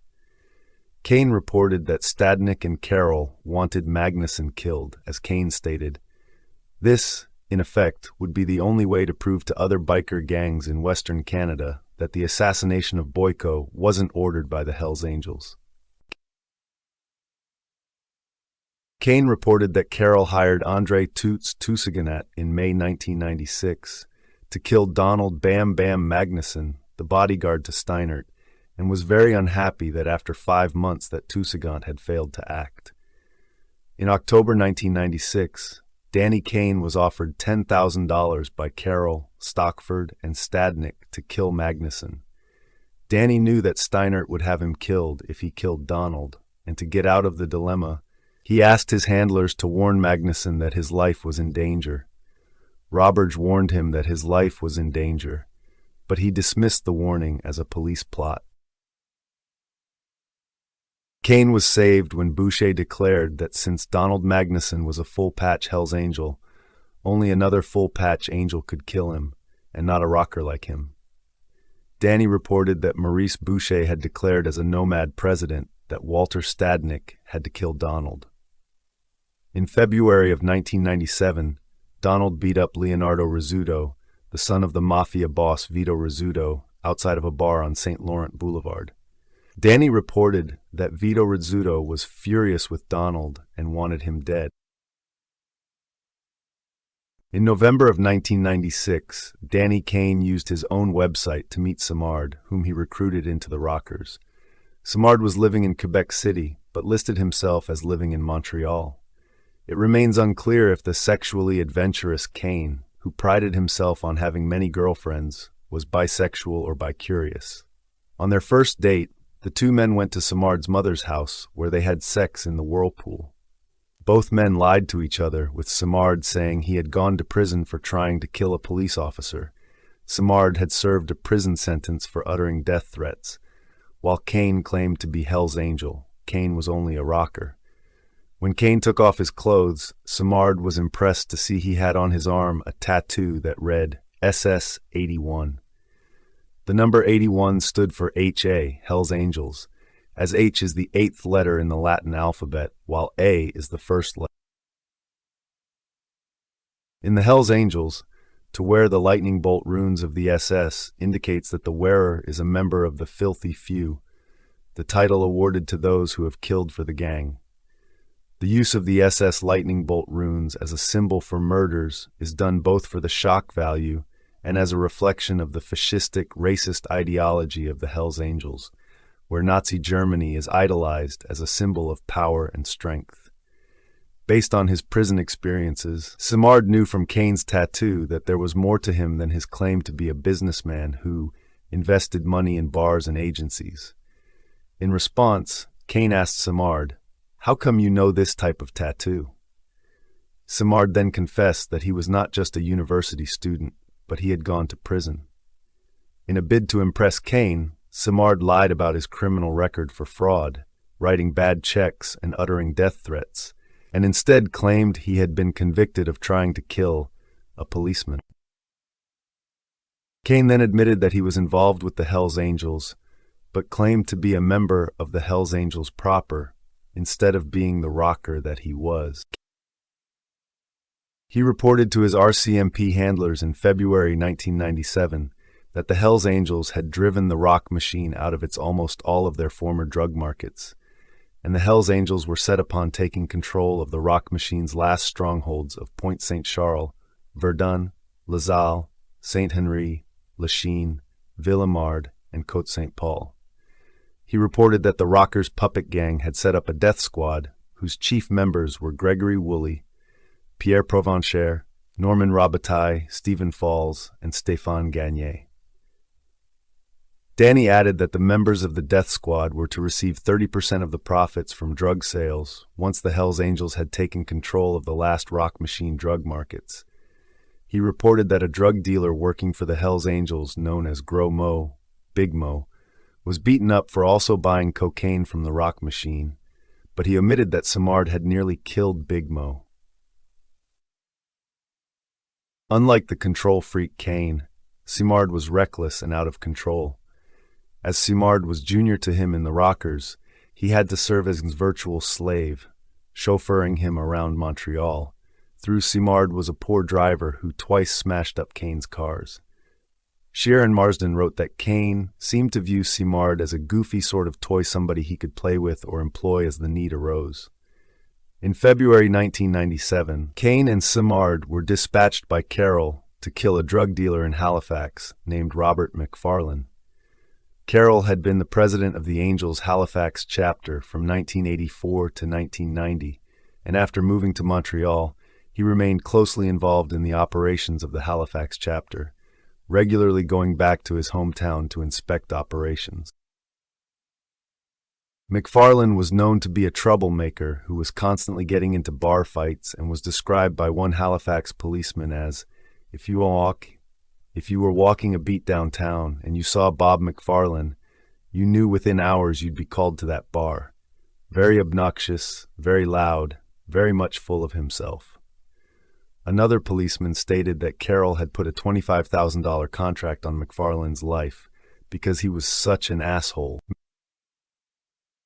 The fact that Simard kept wrecking successive vehicles presented problems about making the trip from Montreal to Halifax.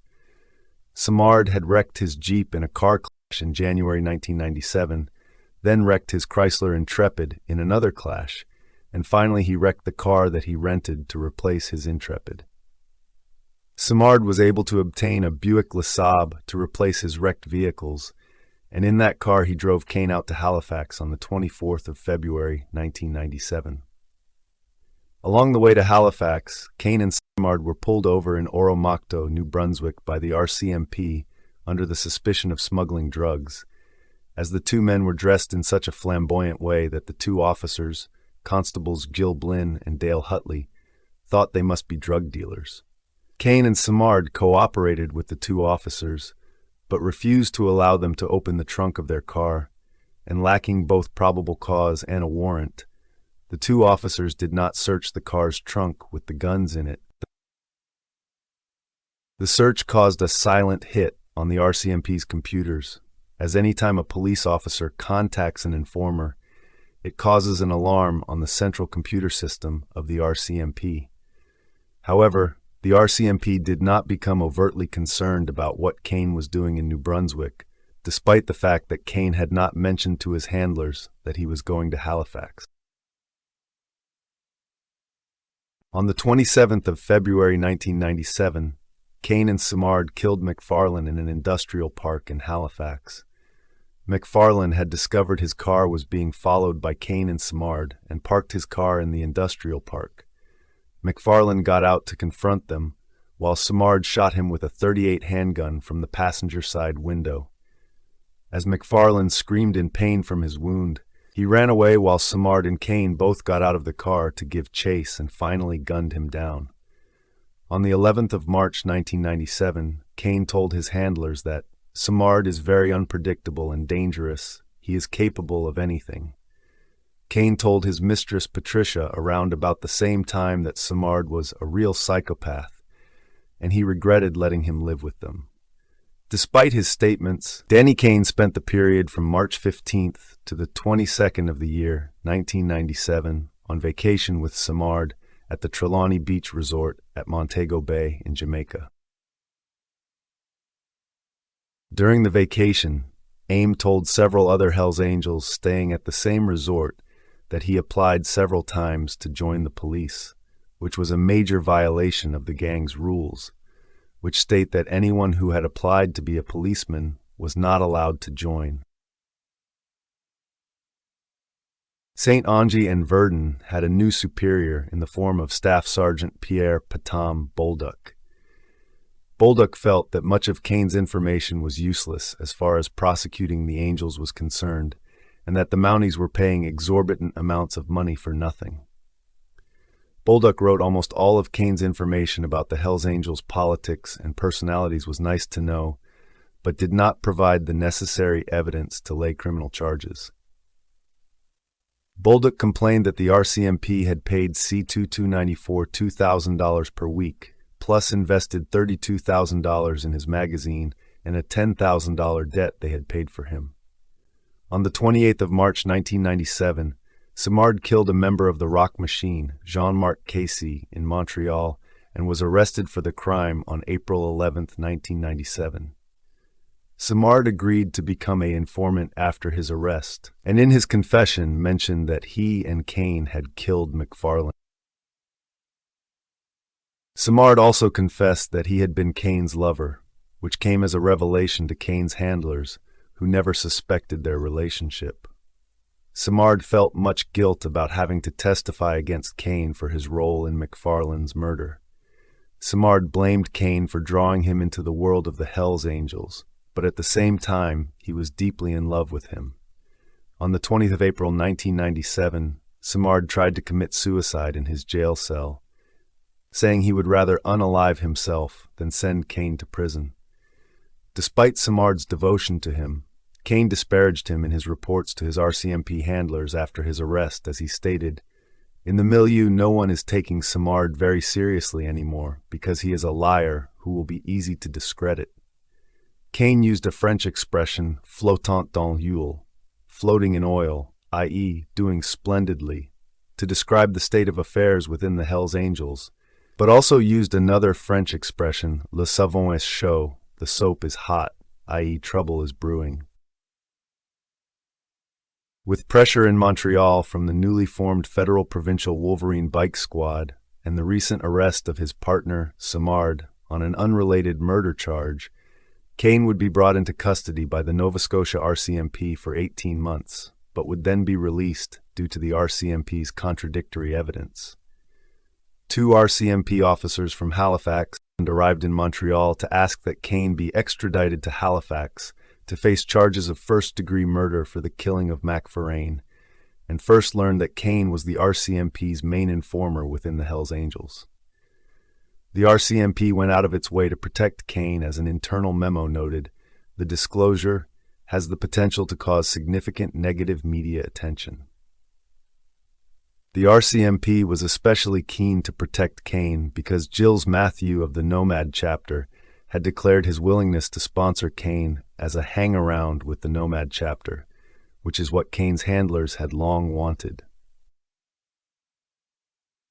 In order to keep him from being questioned by the Wolverine squad, the RCMP arrested Kane on 30th of April 1997 and sent him to Halifax. In Halifax, Constable Townsend tried to force him to confess to McFarlane's murder by threatening to reveal he had been an informer, and to forestall that threat, Kane informed Carroll that Townsend was accusing him of being an informer, portraying it as an attempt by the Crown to force him to confess by falsely tagging him as an informer. St. Ange stated, "He was very smart.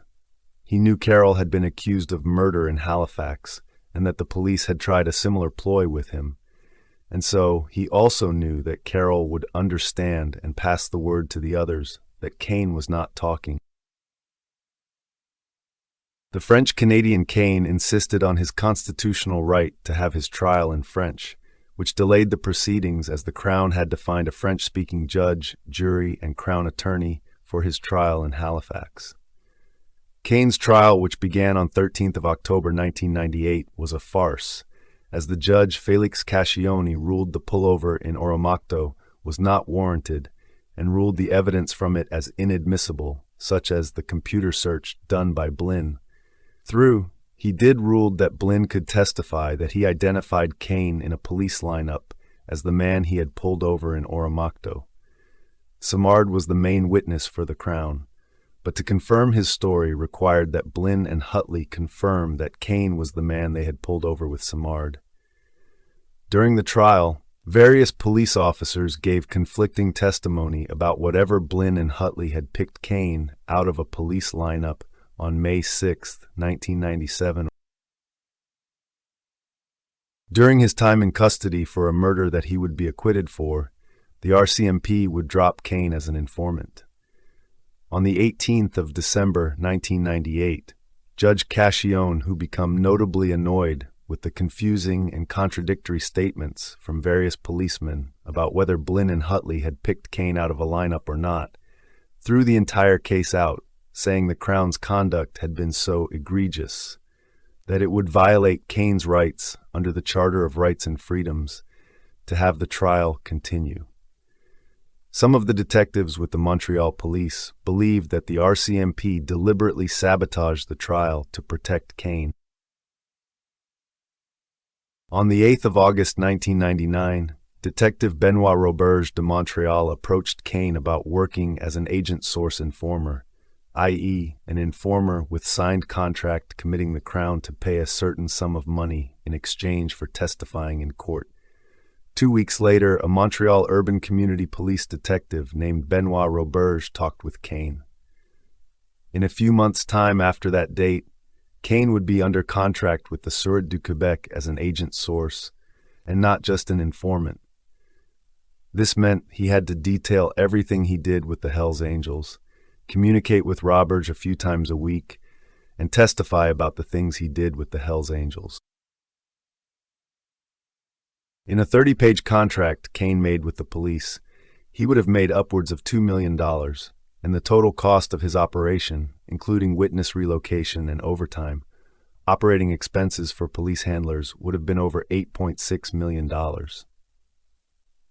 Danny kept them informed about what the top bikers in his circle were up to, where they were traveling, whom they were talking to, who had murdered whom, and who was next.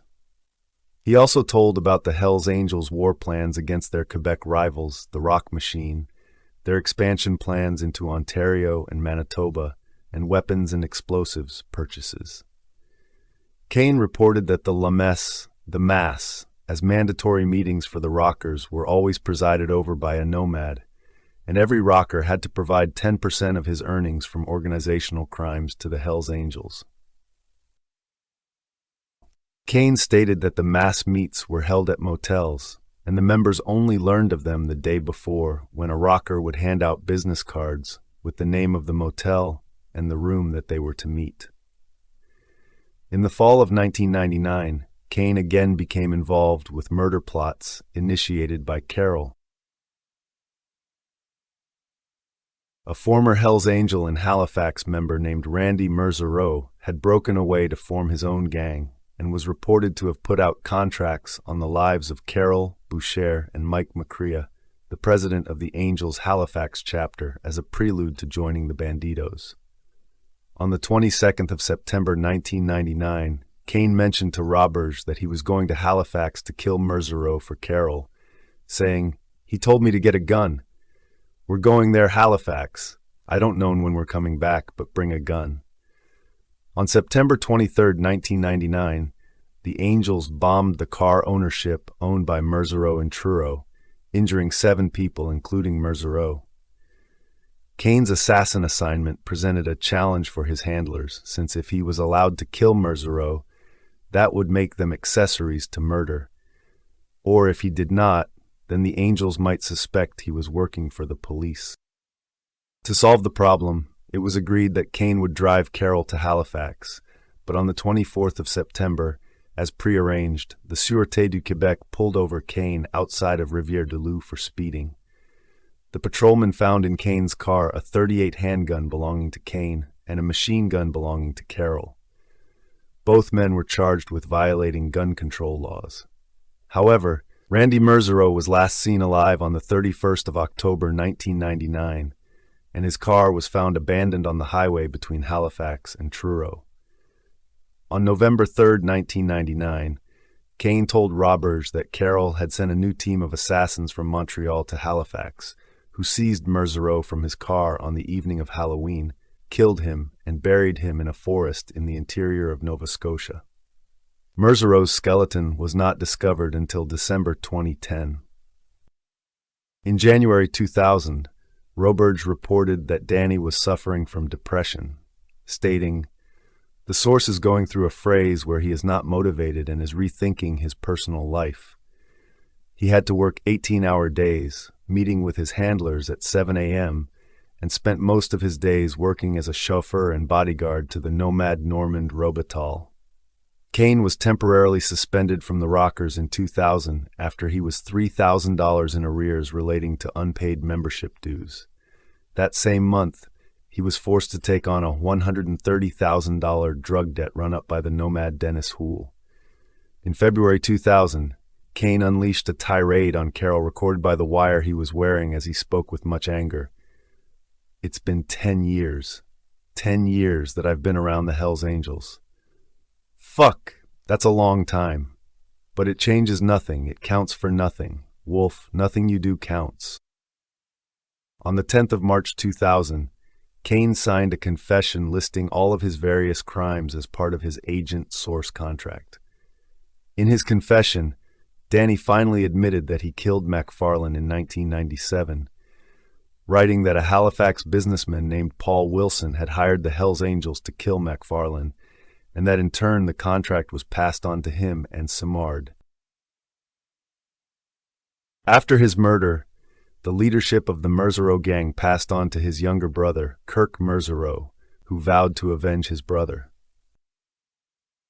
On the 31st of March 2000, Kane told robbers that Carroll was planning to kill Kirk Merzero in the near future. In April 2000, Danny Kane went to Toronto on Carroll's orders to meet the leaders of the Paradise Riders gang for another one of Carroll's murder plots. Danny in a report stated that Carroll wanted him to kill Gennaro Rosso, the president of the Loners Motorcycle Club, as part of a bid to have the Paradise Riders join the Hells Angels. On the 19th of April 2000, Kane met in Toronto several Paradise Riders to discuss who he was to kill in Toronto, besides for Rosso. Danny reported that Carroll had devised a plan under which he would use his bomb-making skills to build a powerful bomb to destroy the Loners clubhouse in Woodbridge with the aim of killing the entire gang. Danny sabotaged his mission by encouraging the Paradise Riders under the influence of alcohol to speak very loudly in public at a Toronto bar about the murder plot, which led Carroll to declare with disgust that the Paradise Riders were idiots, as now the murder plot could not go forward. On the 25th of June 2000, Danny Kane was ordered by Carroll to go to Halifax at once, and the next day he met Carroll in a McDonald's in Truro. At 7:14 p.m. on the 26th of June, he phoned Roberge to say, "Carroll wants to kill Randy's brother." Later that evening, Danny went to the Angels Halifax clubhouse to meet Carroll and Macria, who agreed that Jeff Linz, a follower in the Merzero gang, would kill his leader in exchange for being made a prospect with the Hells Angels, and Kane would help him. Danny's handlers were desperately thinking of a way to stop the murder plot without compromising his cover, but on June 30th, 2000, Merzero was injured in a car accident, which led to the plot being cancelled. On the 10th of September 2000, Kirk Merzero and his wife Nancy were murdered execution-style in their farmhouse outside of Halifax. The Nova Scotia RCMP had have expressed much anger that neither the Sûreté du Québec or the Service de Police de la Ville de Montréal ever shared Kane's information about the plots against the Mercereau brothers with them, as Kane's information was only made public in 2003 during a trial in Montreal. In the first half of 2000, Danny Kane often worked as a chauffeur for Norman Robitaille, a member of the elite Nomad chapter. During his chauffeur duties, Robitaille left a briefcase in the car, and Kane photographed all of the documents in the briefcase. The documents, which were in code, turned out to be the records of the Nomad Bank, detailing how much money each member of the Nomads brought to the Hells Angels. However, the documents that Kane photographed were in a code that police could not decipher, along with a number of cryptic names. A drug-dealing Montreal couple, Raymond Craig and his Bolivian wife, Sandra Antelo, sold cocaine from Bolivia to the Nomad chapter in the late 1990s.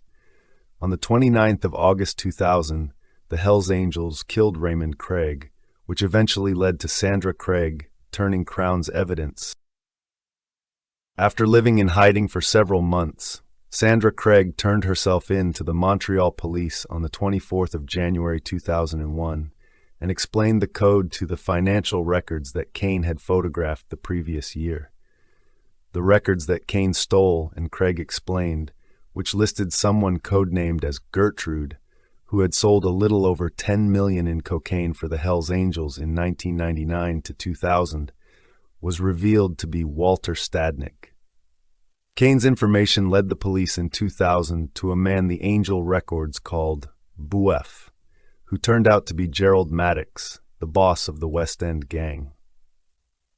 Danny Kane revealed that Elias Luis Lecas of the West End gang was making regular trips between the Nomad Bank on Beaubien Street to Maddox's estate, carrying bags full of $500,000 in cash. In the summer of 2000, Danny Kane was described as being highly depressed, as he noted he was still working as a driver for the Hells Angels, spending his days driving around the Nomad Norman Robitaille around Montreal, while other Angels had no trouble assigning him their debts. One Hells Angel, Dennis Houle, told Kane that he now had to pay off the $80,000 drug debt that he had run up with the Sherbrooke chapter of the Angels.